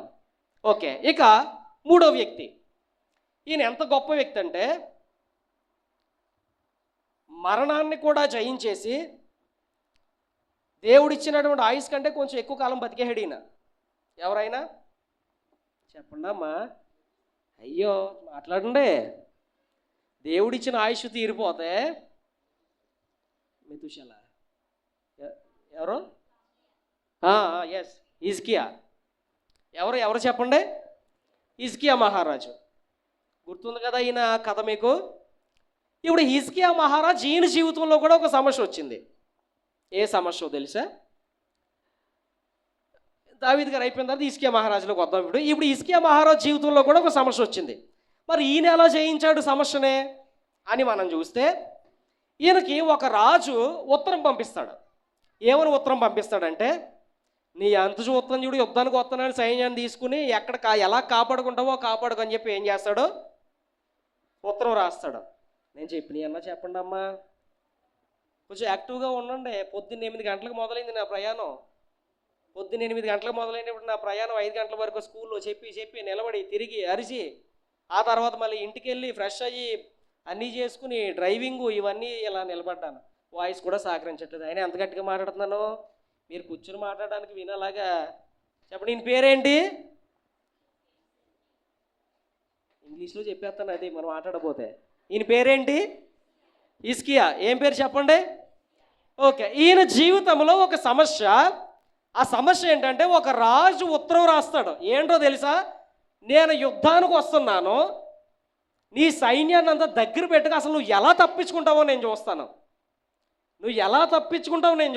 నా దగ్గర బలమైన సైన్యం ఉందా, నీకు తక్కువ సైన్యం ఉంది, నేను నీ మీదకి యుద్ధానికి వస్తున్నాను, అన్నీ రెడీ చేసి పెట్టుకో, అసలు నువ్వు ఎలా ఆ మాట వాడతాడు అక్కడ. నువ్వు ఎలా తప్పించుకుంటావు అని మాట్లాడతాడు ఆ ఉత్తరంలో. ఇది దూత పట్టుకొచ్చి హిజ్కియా మహారాజుకి ఇస్తాడు. ఇప్పుడు హిజ్కియా మహారాజుకి ఈ ఉత్తరం ఓపెన్ చేసి చూడగానే డైలాగులు చదువు, మన బైబిల్లోని, తెలుగు బైబిల్లోని దారుణంగా ఉంటాయి అవి. నువ్వు ఎలా తప్పించుకుంటావో చూస్తాను, అసలు ఎలా తప్పించుకుందాం అని అనుకుంటున్నావు, నువ్వు ఎంతో సైన్యాన్ని తీసుకొస్తున్నానో జాగ్రత్తగా ఉండని రాస్తాడు అందులో. ఇప్పుడు ఈ ఉత్తరాన్ని తీసుకొచ్చి ఆ దూత, అంటే ఆ మీడియేటర్, ఆ ఉత్తరాన్ని తీసుకొచ్చి హిజ్కియా మహారాజు చేతికి ఇస్తాడు. ఈయన చేతికి ఇవ్వగానే ఈ లెటర్ ఓపెన్ చేసి చూస్తాడు. ఈ ఉత్తరం ఓపెన్ చేసి చూడగానే అందులో ఈ విధమైన భారీ డైలాగులు చూసి చాలా భయం వేస్తుంది ఆయనకి. చాలా భయం వేస్తే ప్రియులారా, ఆయన చేసినటువంటి పని ఏంటో నేను చెప్పను కానీ మీతోనే చదివిస్తాను ప్రియులారా. చదవండి. 2వ రాజుల గ్రంథం 19వ అధ్యాయము. ఈ మాట మనకు కావాలి, అందుకే చదివిస్తున్నాను, లేదా చెప్పేదను. 2వ రాజుల గ్రంథము 19వ అధ్యాయము 14వ వచనాన్ని చదవండి. హిజ్కియా దూతల చేతిలో నుండి ఆ ఉత్తరం తీసుకొని చదివి అది యెహోవా మందిరంలోనికి పోయి యెహోవా సన్నిధిని దాన్ని విప్పి పరచి యెహోవా సన్నిధిని ప్రార్థన చేశాను. ఏమి చేశాను ప్రియులారా? తన జీవితంలో ఎదుర్కోబోతున్నాడు ఒక సమస్య. హిజ్కియా ఎలా కాపాడుకుంటావో కాపాడుకో, నేను యుద్ధం చేయడానికి వస్తున్నాను, మొత్తం అందరినీ వచ్చానంటే నా కత్తి వాత చేత అందరినీ చంపేసి వెళ్ళిపోతాను, ఎలా తప్పించుకుంటావో చూస్తానని చెప్పి ఈ రాజు మీదకి ఉత్తరాన్ని పంపిస్తే ఆ ఉత్తరాన్ని తెరచి అయ్య బాబోయ్ నా బతికేలాగా అయిపోయిందని చెప్పి ఆడలేదు. చేసిన పని ఏంటో తెలుసా ప్రియులారా? డైరెక్ట్గా దేవుని మందిరంలోకి వెళ్ళిపోయాడు. దాన్ని విప్పాడు. దాన్ని విప్పి దేవుని బలిపీఠం మీద పెట్టాడు. పెట్టి దాని మీద చేయేసి, ప్రభువా ఈ పరిస్థితి చూడు ఒకసారి, అతను ఎలా భయపెడుతుంది, నాకు భయం కలుగుతుంది, నా సమస్య నుంచి నన్ను విడిపించవా అని చెప్పి దేవుని మందిరంలోనికి పోయి ప్రార్థన చేశాడు దేవుడికి. ఎవరు చెప్పండి? అతను కుమిలిపోతూ ఉండిపోలేదు, కూర్చుని ఏడవలేదు. ఆయన చేసినటువంటి పని ఏంటో తెలుసా ప్రియులారా? డైరెక్ట్గా దేవుడు మందిరంలోకి వెళ్ళిపోయి ఆ ఉత్తరాన్ని విప్పి, ప్రభువా నా పరిస్థితి ఇది, ప్రభువా నాకు ఈ భయం వస్తుంది, నేను జయించలేను కానీ, అక్కడ ఉంటే ప్రార్థన చాలా బాగుంటుంది అందులో, నేను జయించలేను కానీ నీవు గొప్ప దేవుడువు కదా, నీవు మహాకాశాలు కలుగు చేసినటువంటి దేవుడువు కదా, నీవు సైన్యములకు అధిపతిగా యెహోవా కదా, నేను ఈ సమస్యతో బాధపడుతున్నాను ప్రభువా, దయచేసి నా ఈ సమస్య నుంచి విడిపించంటే ఆ లెటర్ ఓపెన్ చేసి ప్రియులారా ప్రార్థన చేశాడు ఆయన. ఎవరు చేశారు చెప్పండి? సమస్యల్లో కూడా చేయాల్సిన పని ఏంటంటే కూర్చుని ఏడవడం కాదు. సమస్యల్లో కూడా చేయాల్సిన పని ఏంటంటే దిగులుగా ఉండి అవిశ్వాస హృదయంలోకి వెళ్ళిపోవడం కాదు. సమస్యలో ప్రియులారా ఏదైనా ఇబ్బంది ఎదురైతే మనం ఇరుగు పొరుగు వారి సలహాలు తీసుకొని పాడైపోవడం కాదు. కానీ నీకే సమస్య అయితే ఉందో ప్రియులారా, దేవుని సన్నిధికి వచ్చి ఆ సమస్యను దేవుని బలిపీఠం మీద పెట్టి ప్రార్థన చేయి. దేవుడు కదా ఒక్కడే నేర్చుకొని జీవితం అద్భుతంగా మార్చబడుతుంది. ప్రార్థన అనేది జీవితంలో ఉంటే ప్రియులారా, ప్రార్థన అంటే ఏంటో తెలుసా? డైరెక్ట్గా పరమ తండ్రితో కమ్యూనికేషన్. ప్రార్థన లేనటువంటి జీవితాలు చచ్చిన శవాలతో లెక్క. Every Christian must pray at least 1 hour for day. ప్రతి క్రైస్తవుడు కనీసం 1 గంట అయినా దేవునితో గడపాలి ప్రియులారా ప్రతిరోజుకి. కనీసం అని ఎందుకు అన్నానంటే మనం చేసే ప్రార్థన 5 నిమిషాలు కూడా ఉండదు కాబట్టి. ఎప్పుడెప్పుడు ప్రార్థన చేస్తామో తెలుసా? ఇది పోతుంది. ఎప్పుడెప్పుడు ప్రార్థన చేస్తామో తెలుసా ప్రియులారా? మనం ఉదయాన్నే రాత్రి నుంచి వద్దాం, రాత్రి పడుకుంటాం. రాత్రి పడుకుని ఏం చేస్తామంటే, ప్రభు పడుకుంటున్నాను, ఏ ప్రమాదం రాకుండా, ఈ బిల్డింగ్ అడిపోయి నా మీద అడిపోకుండా, ఆ తర్వాత ఏ పాము వచ్చి నన్ను కరిచేయకుండా నీ దూతలందరినీ దింపేసి ఏం చెయ్యి, నా మంచం చుట్టూ పెట్టాయి అని ప్రార్థన చేస్తావు. పొద్దున్నే లేస్తావు. ఎప్పుడు ప్రార్థన చేస్తావో తెలుసా? టిఫిన్ చేసేటప్పుడు, ప్రభు ఇది ఇచ్చావు తింటుండగా ఆరోగ్యం, అన్నీ నీ స్వార్థ బుద్ధులే, ఆరోగ్యం దయచేసి అని ప్రార్థన చేస్తావు. బయటికి వెళ్తావు, ప్రభు ఏ బండి నన్ను గుద్దేయకుండా సురక్షితంగా తీసుకెళ్ళని ప్రార్థన చేస్తావు. ఇదే ప్రార్థన జీవితం మనకి. ఏంటి బయటికి వెళ్ళేటప్పుడు, తినేటప్పుడు, పడుకునేటప్పుడు నీ దూతలు పెట్టి కాపలా పెట్టి నేను మాత్రం హాయిగా పడుకుంటాను అని చెప్పి ఇది కాదు ప్రియులారా ప్రార్థన జీవితం. కనీసం క్రైస్తవుడు అన్నటువంటి వాడు కనీసం తన జీవితంలో 1 గంట ప్రార్థన లేకపోతే అది అర్థమైనటువంటిది ఆ జీవితం. కనీసం గంట దేవునితో మాట్లాడే జీవితం లేకపోతే ఎందుకండి భక్తి? ఎందుకు ఈ భక్తి? ప్రార్థన లేకపోతే. హిజ్కియా జీవితంలో ఉన్నటువంటి గొప్ప విశేషమైనటువంటి సంగతి ఏంటో తెలుసా? సమస్యతో కూర్చుని బాధపడలేదు, ఏడవలేదు. ఎక్కడికి వెళ్ళాడో తెలుసా? డైరెక్ట్గా దేవుని మందిరంలోకి వెళ్ళిపోయి ఆ సమస్యను బలిపీఠం మీద పెట్టి ప్రభువా నాకు సహాయం చేయని చెప్పి ఎవరి దగ్గరకు రావాలో వాళ్ళ దగ్గరికే వచ్చాడు. ప్రార్థన చేశాడు. ఆ రోజు ఏమైందో తెలుసా ప్రియులారా? ఈయన ప్రార్థన చేశాడు కదా, ఏ ప్రార్థన వ్యర్థంగా పోదు కదా ప్రియులారా. అక్కడ ఒక సంగతి జరిగింది. 35వ వచనం చదవమ్మా. 35వ వచనం. ఆ రోజు ఏం జరిగింది? ప్రార్థన చేస్తే ఆ రాత్రియే యెహోవా దూత బయలుదేరి అష్షూరు రాజు ఉన్నటువంటి పురములోకి వచ్చి 185,000 మందిని హతము చేశాను. ఈయన ప్రార్థన చేశారంట. ఎవరో హిజ్కియా మహారాజు గారు ప్రార్థన చేస్తే ఎప్పుడైతే ప్రార్థన చేశాడో ఆ రాత్రే దేవుని దూత అష్షూరు రాజు దగ్గరకు అతని దండులోనికి వెళ్ళిపోయి 180,000 మంది దొరికినట్టే ఇచ్చింది, చంపి పడేసింది మొత్తం సైన్యాన్ని అంతటినే. ఎందువల్ల జరిగింది ఇది? ప్రార్థన చేయడం వల్ల సన్నిధానంలోకి వచ్చే సమస్య పట్ల. మన జీవితంలో సమస్య ఉంటే చేసే పనులు ఏంటో తెలుసా?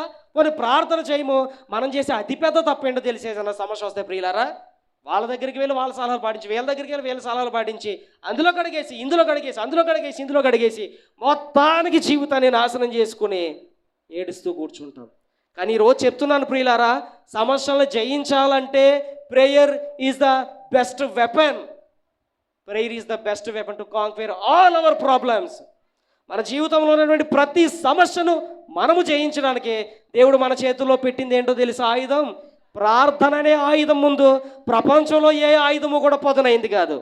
ప్రార్థన అనే ఆయుధం ముందు ప్రపంచంలో ఎంత గొప్ప వ్యక్తులు కూడా సరితూగలేరు. ప్రార్థన అనే ఆయుధం ముందు ప్రియులారా ఎంత గొప్ప సమస్య అయినా తీరిపోవలసిందే.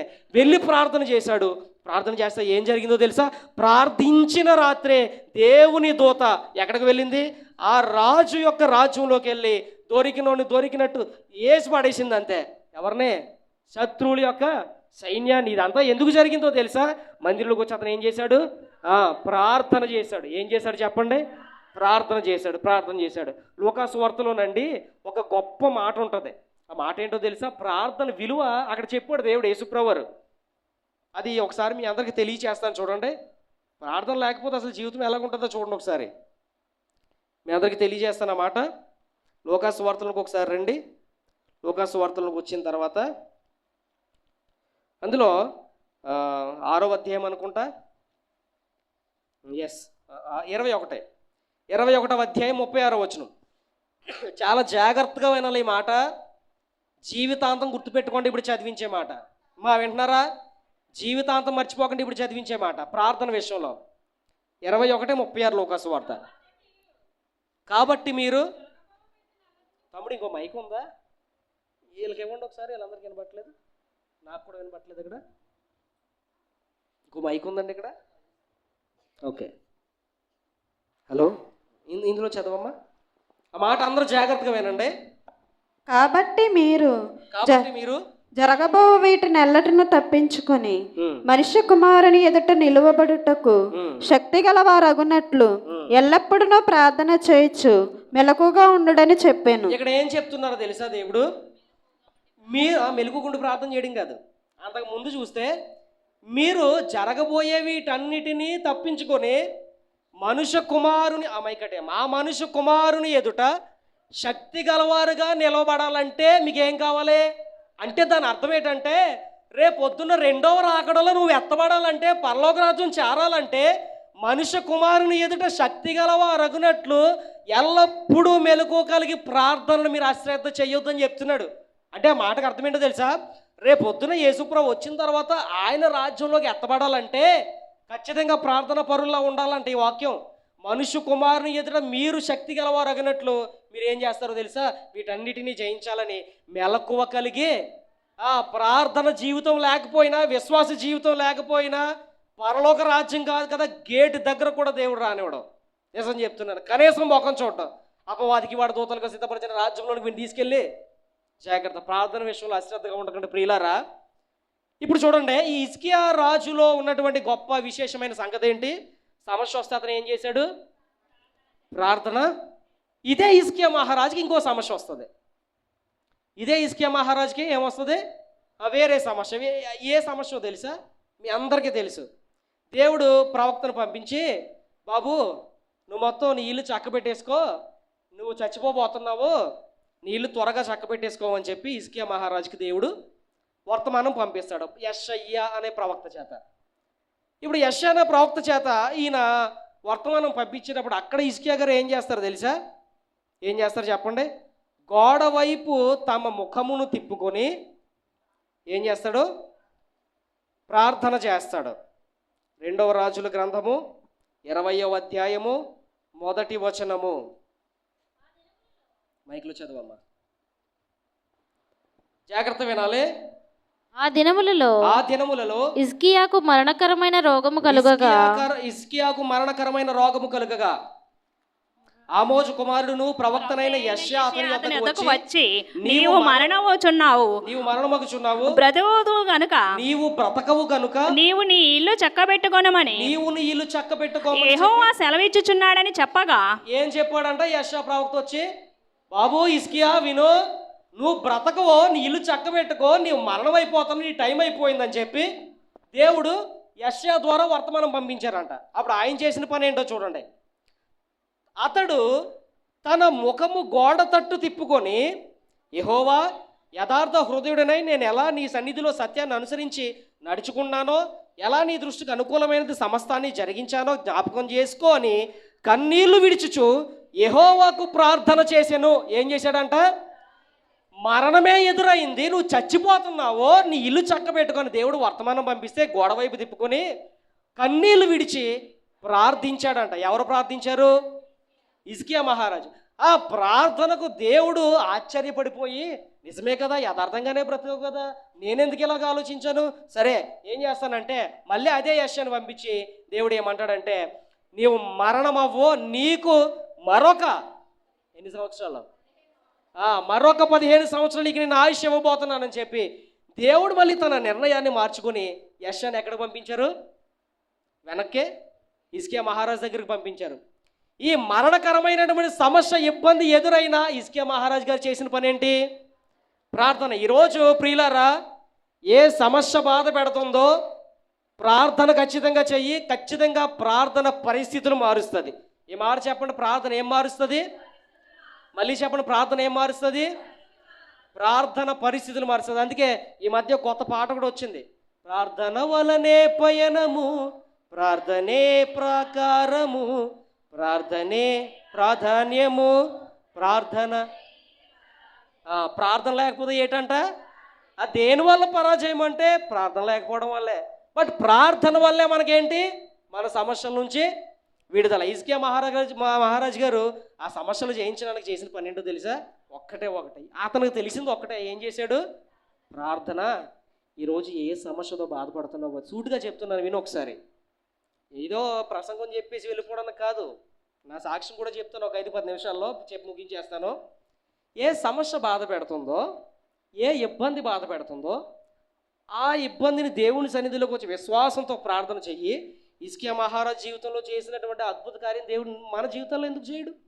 ఆయన నిన్న నేడు నిరంతరము ఏకరీతిగా ఉన్న దేవుడు. సరే, ఈ ప్రార్థన పరిస్థితులు మారుస్తుందనే మాట చెప్పాను కదా. హిజ్కియా మహారాజు గారి జీవితంలో మారింది, జరిగింది. ఇప్పుడు ఒక 5 నిమిషాలు నా జీవితంలోనికి వెళ్తాను. ఇప్పుడు వచ్చి ఏ చోట కూడా నేను ఈ సాక్ష్యాన్ని చెప్పలేదు. అసలు ప్రార్థన జీవితాన్ని ఎలా మారుస్తుంది, ఇది ఒక చిన్న సంఘటన, నా జీవితంలో జరిగిన సంఘటననే మీ అందరికీ చెప్పి నేను వాక్యాన్ని ముగించేస్తాను. ప్రియులారా, నేను చిన్నప్పటి నుంచి చదువుకున్నటువంటి దినాల్లో నాకు 8వ తరగతి నుంచి పాటలు, 8వ సంవత్సరం వయసు నుంచి పాటలు పాడడం చాలా అలవాటు నాకు. 8వ సంవత్సరం నుంచి 8వ సంవత్సరం నుంచి పాటలు పాడడం నాకు చాలా అలవాటు. ఏ పాటలు పాడేవాడిని అంటే సినిమా పాటలు పాడేవాడిని. ఏ పాటలు పాడేవాడిని? అప్పుడు దేవుడికి తెలియదు, కుటుంబం అంతా కూడా క్రైస్తవ సంబంధమైనటువంటి కుటుంబం అయినా సరే, సేవకులు లోపల ఉన్నా సరే, ప్రార్థనా పరులు లోపల ఉన్నా, స్వార్థికులు లోపల ఉన్నా, ఇదంతా నాకు కంచే. కానీ నేను ఎక్కడ తిరిగేవాడిని? బయట తిరిగి సినిమా పాటలు. 8వ సంవత్సరం వయసు నుంచే, స్కూల్ నుంచి మొదలైంది నా ప్రయాణం. ఈ సినిమా పాటలు పాడుతూ స్కూల్ ఫంక్షన్స్లో, కాలేజీ ఫంక్షన్స్లో, ఆ తర్వాత ఈవెంట్లో ఇలా పాటలు పాడుతూ సినిమా పాటలు చాలా ఎక్కువగా పాడేవాడిని. ఇలాగున్నటువంటి టైంలో ఈ పాటలు పాడుతూ ఉండగా కీబోర్డ్ అలవాటు అయింది నాకు. ఏ కీబోర్డ్? అన్నయ్య వాయిస్తున్నారు చూడండి, ఆ కీబోర్డ్ అలవాటు అయింది. జాగ్రత్తగా చర్చిలోకి వెళ్ళి కీబోర్డు వాయించడం మొదలుపెట్టాను. ఈ మొదలుపెట్టిన తర్వాత కీబోర్డు వాయిస్తున్నాను, పాటలు పాడుతున్నాను, వాక్యం వింటున్నాను, కానీ దేవుడు అంటే సరిగ్గా నాకు తెలీదు. అంటే అందరు దేవుల్లో ఆయన ఒక దేవుడు, ఆయన ఏమీ స్పెషల్ కాదు. అందరూ ఎలాగో హిందువులు ఎలాగ ఆరాధన చేస్తున్నారో వీళ్ళు కూడా అలాగే చేస్తున్నారని వాక్యాన్ని లోతుగా వినకుండా పైన అలా చర్చికి వెళ్తూ కీబోర్డులు వాయించుకుంటూ పాటలు పాడుకుంటూ గడుపుతూ వెళ్ళిపోయేవాడిని. నాకు ఎంత ఫాలోయింగ్ ఉండేదంటే, నేను చదువుకునే రోజుల్లో నా స్కూల్లో, నా కాలేజీల్లో, కావాలంటే అడ్రస్లతో సహా మరీ చెప్తాను, ఎప్పటికీ అడగండి చెప్తారు. నాకు ఎంత ఫాలోయింగ్ ఉండేదంటే, నేను ఈ పాటలు పాడుతుంటే నాకు ఈ స్కూల్లో కానీ, కాలేజీలో కానీ, బయట సొసైటీలో కానీ ఎంత ఫాలోయింగ్ అంటే అర్థం ఏంటంటే వేరేది ఏం కాదు, అంటే ఎక్కువ ప్రజలు నన్ను లైక్ చేసేవారు. ఇలాంటి టైంలో ప్రియులారా జాగ్రత్తగా వినండి, ఇప్పటి వరకు ఎక్కడా చెప్పలేదు. ఇలాంటి టైంలో ఒకరోజు ఒక కీబోర్డు పట్టుకుని ఒక ప్రాంతానికి పెళ్ళికి వాయించడానికి వెళ్ళాను. ప్రార్థన ఎలా మారుస్తుందో చెప్తున్నాను. ఇలా వెళ్ళిన తర్వాత అక్కడ పాటలు పాడాను, కీబోర్డు వాయించారు అక్కడ వచ్చినటువంటి బ్రదర్సు. ఆ పెళ్ళిలో నాకు ఒక అమ్మాయితో పరిచయం ఏర్పడింది. ఈ పాటలు పాడుతున్నటువంటి ఈ సమయంలో నవ్వుకోవడానిక చెప్పేది, జాగ్రత్త వినండి. ఒక ఆడపిల్లతో పరిచయం ఏర్పడింది నాకు. మీరు పాటలు చాలా బాగా పాడుతున్నారని అప్పటికి కీప్యాడ్ ఫోన్లు. నేను ఆ అమ్మాయి నెంబర్ తీసుకోవడం, అమ్మాయి నా నెంబర్ తీసుకోవడం, ఈ పరిచయం ఈ అమ్మాయితో మాట్లాడి ఈ పరిచయం ఎంతవరకు దారి తీసిందంటే నేను ఎక్కువ అమ్మాయి మీద హోప్స్ పెట్టేసుకోవడం జరిగింది. హోప్స్ అంటే ఎక్కువ ఆలోచనలు ఎక్కువ పెట్టుకుని ఈ పరిచయం కాస్త ఎలా మారిందంటే ప్రేమ అనేది ఒకటి ఏడుస్తుంది కదండి, ఇప్పుడు అలా మారిందనమాట. ఇలా మారుతున్నటువంటి ఈ సమయంలో ప్రియులారా, తాను ఎక్కడో చదువుకుంటూ ఉండేది, నేను ఎక్కడో చదువుకుంటూ ఉండేవాడిని. మా ఇద్దరి పరిచయం, మా మాటలు ఎక్కడి వరకు దారి తీసాయంటే ఇంకా ఒకరు లేకపోతే ఒకరు ఇంకా విడిచిపెట్టి ఉండలేరు అన్నంతగా వెళ్ళిపోయింది. నాకు కళ్ళు మూసినా దేవుడు అప్పుడు తెలియదు. నాకు కళ్ళు మూసినా తెరిచిన అమ్మాయి తప్ప వేరే ప్రపంచం ఉండేది కాదు. ఆ అమ్మాయి తప్ప ఇంకా తల్లిదండ్రులు కూడా గుర్తుండేవారు కాదు. నాకు అంత డీప్గా ఇష్టపడాను ఆ అమ్మాయిని ఆ రోజుల్లో. ఇలాంటి సమయంలో ప్రియులారా, దైవ సేవకుల ద్వారా దేవుడు ఒకరోజు ఏం చేశారంటే, ఒక సేవకుడు నన్ను గదిలోనికి తీసుకెళ్ళి, ఆయనకు నేనేం చెప్పలేదు, ఒకరోజు గదిలోనికి తీసుకెళ్ళి విశాఖపట్నంలో తలుపేసి, నాన్న దేవుడు ఒక విషయం చెప్తున్నాడు, జాగ్రత్తగా వెళ్ళి, నువ్వు ఒక అమ్మాయిని ప్రేమిస్తున్నావు కదా, ఆ అమ్మాయి భవిష్యత్తులో నిన్ను వదిలేసి వెళ్ళిపోతుంది కాబట్టి జాగ్రత్తగా కాపాడుకో, దేవుడు ఏం చెప్తున్నాడు, విడిచిపెట్టి వచ్చేయమని చెప్తున్నాడంటే, ఏంటి ఇంత ఎలా ప్రేమించి ఇంత ఎలా నమ్మించి పెళ్లి చేసుకుంటానని చెప్పి మోసం చేసి వదిలేయడమా? నాకు అలాంటి దేవుడు అవసరం లేదు. నాకు ఆయన మీద నాకు నమ్మకం లేదు. ఆయన అందరి దేవుళ్ళలో ఒక దేవుడు, ఆయనలో ఒక స్పెషల్ కానీ ఒక విశేషం కానీ ఏమీ లేదని చెప్పి నేను ఆఖరించి వచ్చేసాను. తర్వాత ఒక కళ వచ్చింది. ఆ కళ ఏంటంటే, కొన్ని రోజులు పోయిన తర్వాత ఆ అమ్మాయి పెళ్లి కార్డు నా చేతిలో ఎవరో పెడుతున్నట్టు, వాళ్ళ పేర్లన్నీ పెడుతున్నట్టు కళ వచ్చింది నాకు. అప్పుడైనా బలుపు వెలగలేదు. అక్కడ ఉన్నటువంటి పిచ్చేది అనమాట. ఇంకా అమ్మాయి విషయంలో ఎంతలా డీప్లోకి వెళ్ళిపోయానంటే, ఇంకా ఆమె లేకపోతే నా జీవితం లేదు, ఆమె లేకపోతే నాకు ఇంకా ఏమీ లేదు, తిండి లేదు, నిద్ర లేదు, ఏమీ లేదు అన్నంత స్థితిలోకి వెళ్ళిపోయాను.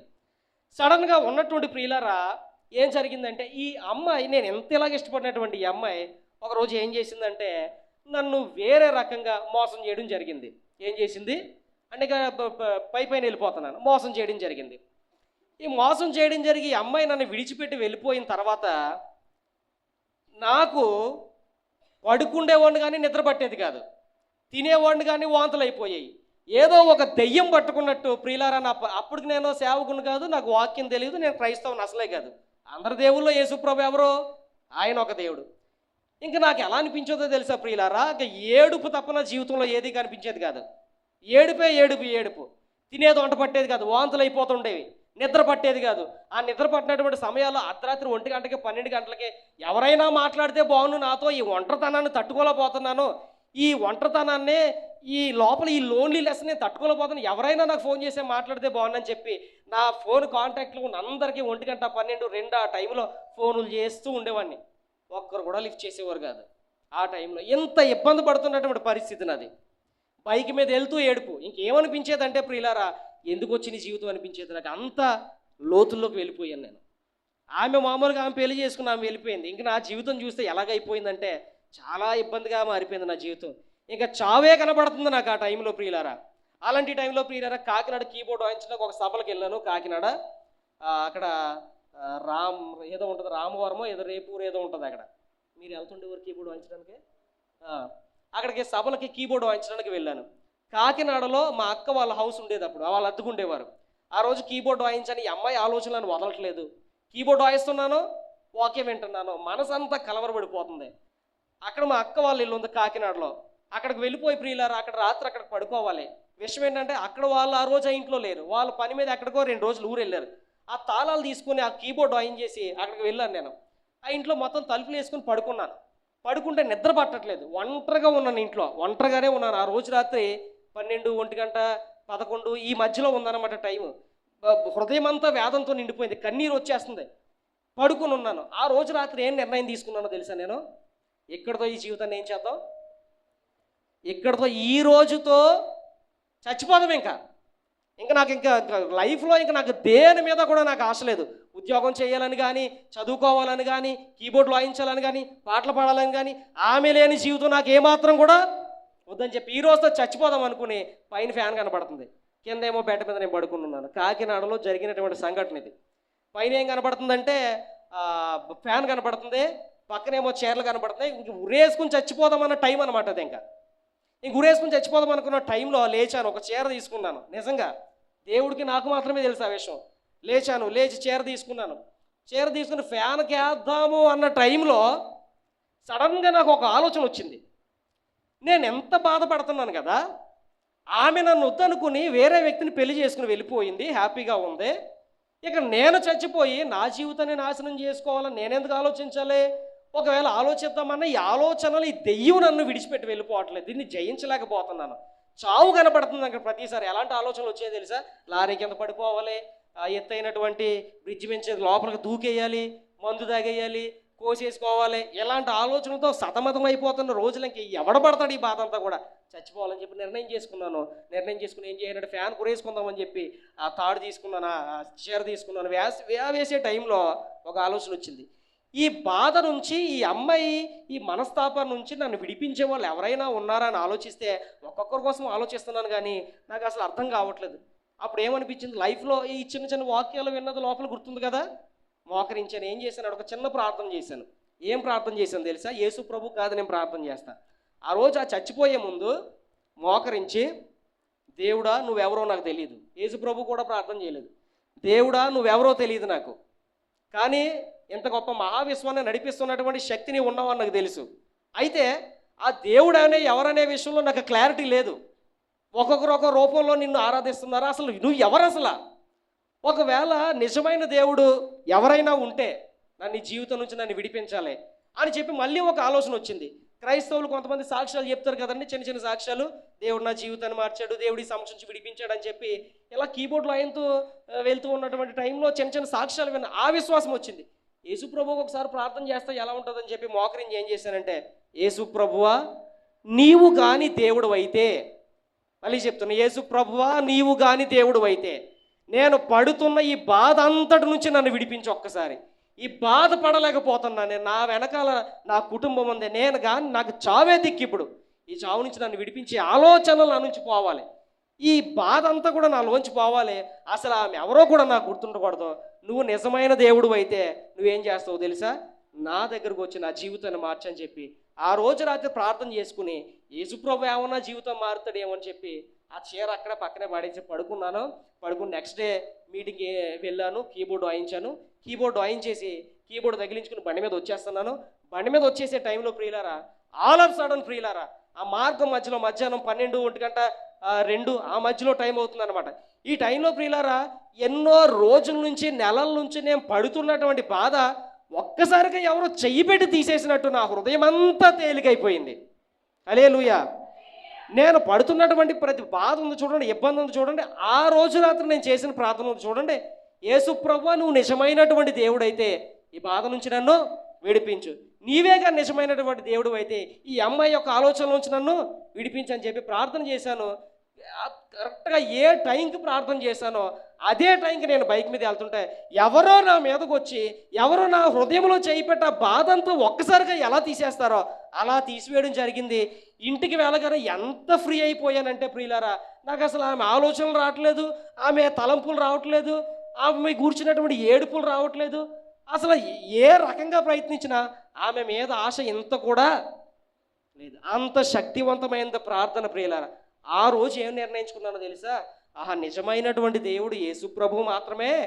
ఈయనకు ప్రార్థన చేసిన తర్వాత ఈ కార్యం జరిగింది, నన్ను దేవుడు ఈ ఆలోచనలోంచి విడిపించాడని అప్పటి నుంచి బైబిల్ చదవడం మొదలుపెట్టాను.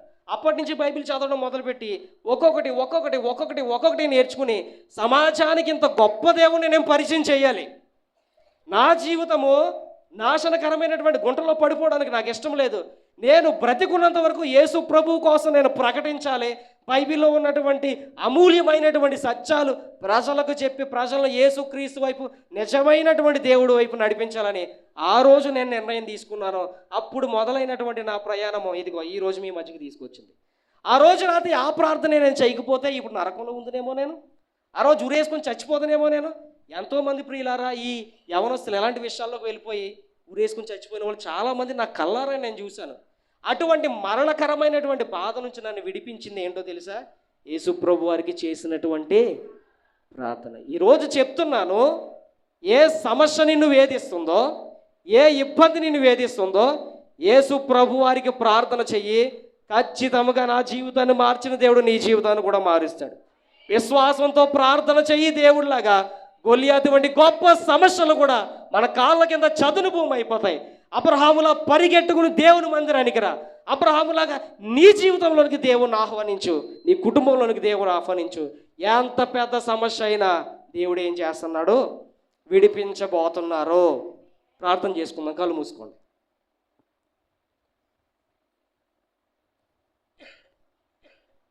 రెండు నిమిషాలు ప్రార్థన చేయండి. ఎలా మనం మన సమస్యలు జయించాలి? అబ్రహాం ప్రియులారా సమస్యలు జయించాడు. పరిగెట్టుకుని దేవుడి దగ్గరికి వెళ్ళాడు. కుటుంబంలోకి ఆహ్వానించాడు, ఆతిథ్యం ఇచ్చాడు. ఈరోజు మందిరానికి రా దేవుని సన్నిధికి. ఈరోజు మందిరానికి రా దేవుని సన్నిధికి. దేవుని దగ్గర ప్రార్థన చేయండి. జీవితంలో దేవుని ఆహ్వానించు. పనికి మాలిన సరదాల కోసం, పనికి మాలిన విందులు వినోదాల కోసం ఆదివారాన్ని పోగొట్టుకోకో. ఎల్లప్పుడూ ఉండేది దేవుడే నీతో. దేవుడి సన్నిధికి వచ్చేటువంటి మనసు ఉందా? 10 రూపాయలు ఎక్కువ వస్తే దేవుని విడిచిపెట్టి మందిరాన్ని మానేసి పనులకి వెళ్ళిపోయినటువంటి జీవితము. ఫంక్షన్లు వస్తే దేవుని విడిచిపెట్టి ఫంక్షన్కి వెళ్ళేటువంటి జీవితం. విందు వినోదాలు, తాగుబోతు కార్యక్రమాలు, తాగుబోతు విందులో చేయతగని విగ్రహ పూజలు, ఎవ్రీథింగ్ నష్టపరుచుకుని దేవుని సన్నిధికి. అబ్రహాములాగా త్వరపడి దేవుని సన్నిధికి రా.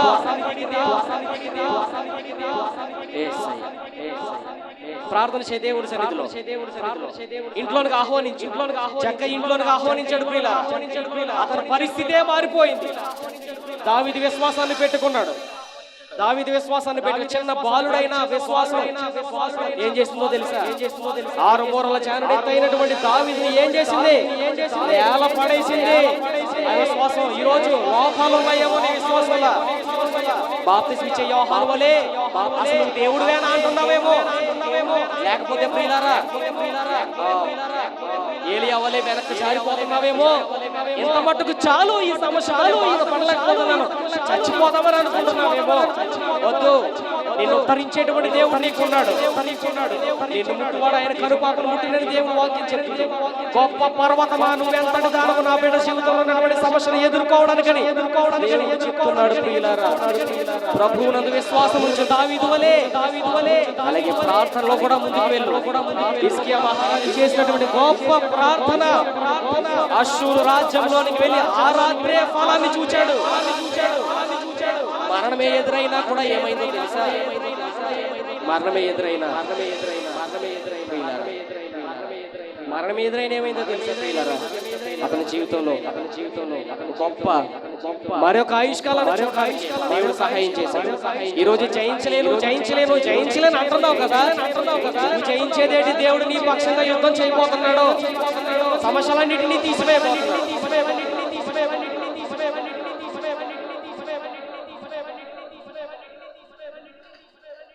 కన్నుల జారిన కన్నీళ్లు దేవుని పాదాలు, ఇప్పటి నుండి మీ కళ్ళు చూచును దేవుని కార్యాలు. కన్నుల జారిన కన్నీళ్లు దేవుని పాదాలు, ఇప్పటి నుండి మీ కళ్ళు చూచును దేవుని కార్యాలు. దిలే దీవెనా వేదనా కూడా పొందిన యాతన దేవుడే మరచునా. దిలే దీవెనా దేవుడే మరచునా. పొందిన యాతన మరచునా. కన్నుల జారిన కన్నీళ్లు దేవుని పాదాలు, ఇప్పటి నుండి మీ కళ్ళు చూచును దేవుని కార్యాలు. కన్నులు జారిన కన్నీళ్లు దేవుని పాదాలు, ఇప్పటి నుండి మీ కళ్ళు చూచును దేవుని కార్యాలు. ఎంతమంది నిన్ను నిందించినా, ఏ సమస్యతో ఇబ్బంది పడుతున్నా, ఏ భారముతో ఉంటున్నా దేవుని సన్నిధిలో ప్రార్థన ప్రతి సమస్య దేవుడు తీసివేయబోతున్నాడు. ప్రతి ఇబ్బంది దేవుడు తీసివేయబోతున్నాడు. నీ జీవితంలో గొప్ప అద్భుతాన్ని చూడబోతున్నావు. ప్రార్థన చేయి. దేవుని అడుగు. ప్రభువా నేను జయించలేను.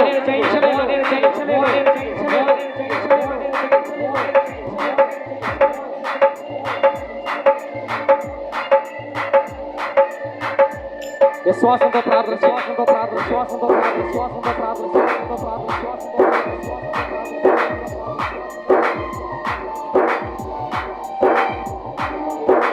పలుకాకి లోకందించిన ఏకాకివై నీవు రోధించిన అవమాన పర్వాలు ముగిసేనులే, ఆనంద గీతాలు పాడేవులే.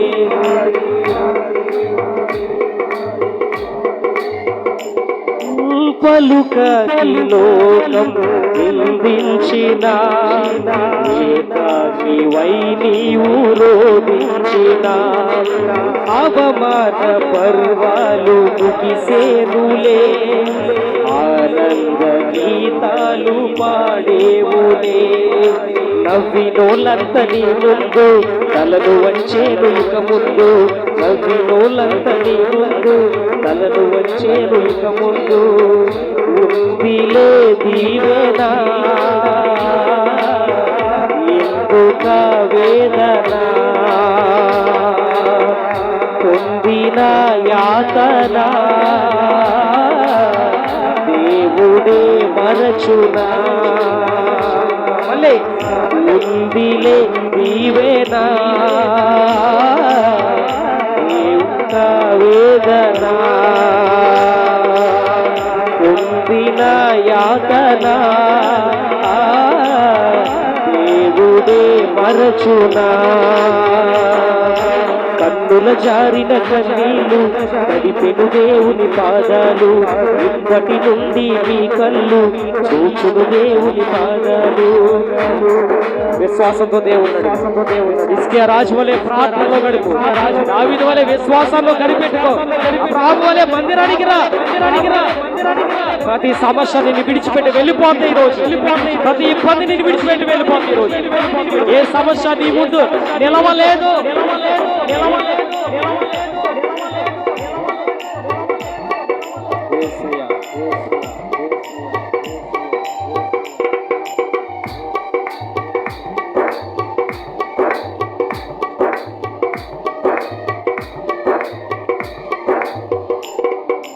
అనుకొనని శ్రమలెందు నిరీక్షిన, ఆత్మీయుల ప్రేమని గురించిన, అసమానమైన నా దేవునే బలమైన బాహువు నిన్ను వీడునా.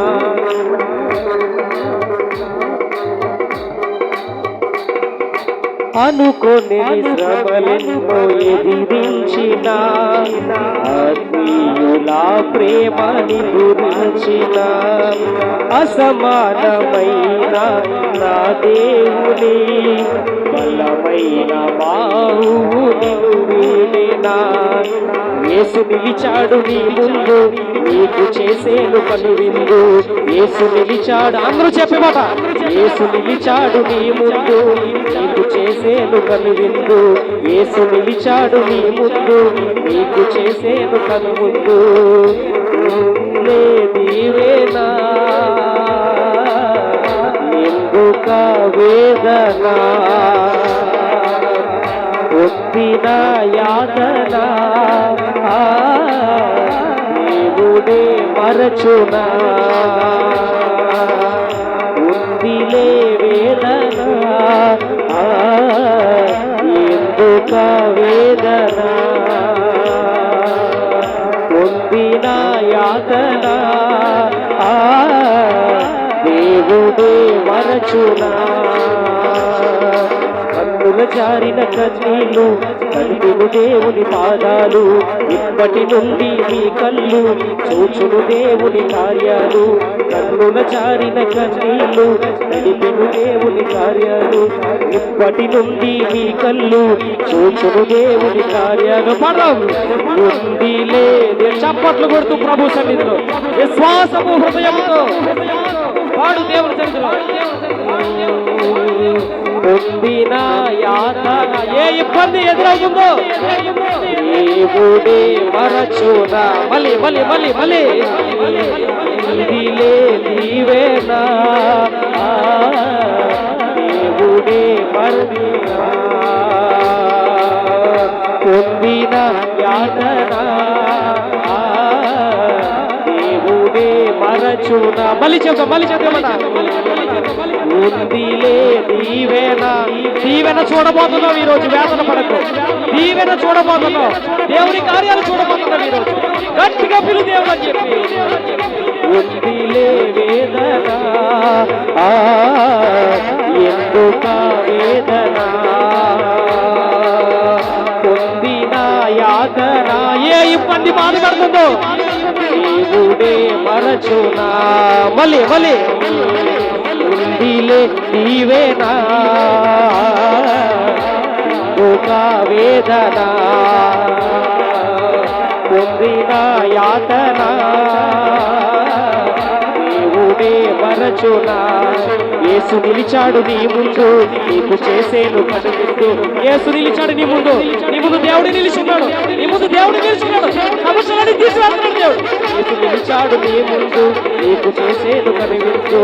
యేసు నిలిచాడు నీ ముందు, నీకు చేసేను కనువిందు. యేసు నిలిచాడు నీ ముందు, నీకు చేసేను కనువిందు. యేసు నిలిచాడు నీ ముందు, నీకు చేసేను కనువిందు. ఎందుక వేదన ఎందుక వేదన, పొందిన యాతన దేవుడే మరచునా. ఉందిలే దీవెన ఎందుక వేదన, పొందిన యాతన దేవుడే మరచునా. ఉందిలే దీవెన ఎందుక వేదన, పొందిన యాతన దేవుడే మరచునా. యేసు నిలిచాడు నీ ముందు, నీకు చేసేను కనువిందు. యేసు నిలిచాడు నీ ముందు, చేసేను కనువిందు. మహాపరిశుద్ధమైన తండ్రి, మహోన్నతుడ, సర్వాధికారి, స్తుతులు స్తోత్రములు తండ్రి. ఈ రాత్రి సమయంలో ప్రభువా ఎంతవరకు మీ వాక్యం ద్వారా తేటగా సూటిగా మా అందరితో మీరు మాట్లాడారు ప్రభువా. ఎన్నో ఇబ్బందులు సమస్యలు ఉన్నప్పుడు ఎలా జయించాలో వాక్యపు వెలుగులో కళ్ళకు కట్టినట్లు మాకు చూపించారు దేవా. మేము కూడా అబ్రహాము వలే తండ్రి, మందిరానికి త్వరగా వచ్చి మా జీవితంలోకి మిమ్మల్ని ఆహ్వానించి దావీదు వలె విశ్వాసాన్ని పెట్టుకొని హిజ్కియా మహారాజు వలె ప్రార్థనలో ఉండి మా సమస్యల మీద తీసివేసుకునే భాగ్యాన్ని వాక్యం విన్న మీ పిల్లలందరినీ దీవించి ఆశీర్వదించి నీరు కట్టి ఫలింప చేయండి. తట్టు తిరిగేటువంటి జీవితం వారికి విశ్వాసం, ప్రార్థన, మందిర విషయంలో అశ్రద్ధ లేకుండా మీరు మార్చమని ప్రార్థన చేస్తుంది. రేపు ఎల్లుండి జరగబోతున్నటువంటి కార్యక్రమాలు కూడా మీ చేతులకు అప్పగించుకుంటూ యేసు నామములో ఈ ప్రార్థన అడిగి వేడుకుంటున్నాం తండ్రి, ఆమేన్. అందరూ కూర్చుందాం ప్రియులారా, కూర్చుందాం. మరి ఈ స్థలములో అల్పుడనైనా ఎక్కువ తీసేద్దాం. అల్పుడనైనా నన్ను దేవుని వాక్యం పరిచయం చేయడానికి మీ అందరి మధ్యలో నన్ను ఆహ్వానించినటువంటి సేవకులకు మరొక్కసారి వందనాలు తెలియజేస్తున్నాను. ఇలాంటి ప్రసంగాలు మీరు ఇంకా వినాలి అనుకుంటే యూట్యూబ్లో నా ఛానల్ ఉంటుంది. నా పేరు అక్కడ టైప్ చేయండి, J1 లంక. మా ఇంటి పేరు J1 లంకని యూట్యూబ్లో కొడితే ఇలాంటి ప్రసంగాలన్నీ కూడా నేను ఆయా స్థలాల్లో చేసిన వస్తాయి. మరొక్కసారి మీ అందరికీ వందనాలు తెలియచేసుకుంటూ ఈ సమయాన్ని తిరిగి సేవకులకు అప్పచెప్తూ ఉన్నాను. Thank you.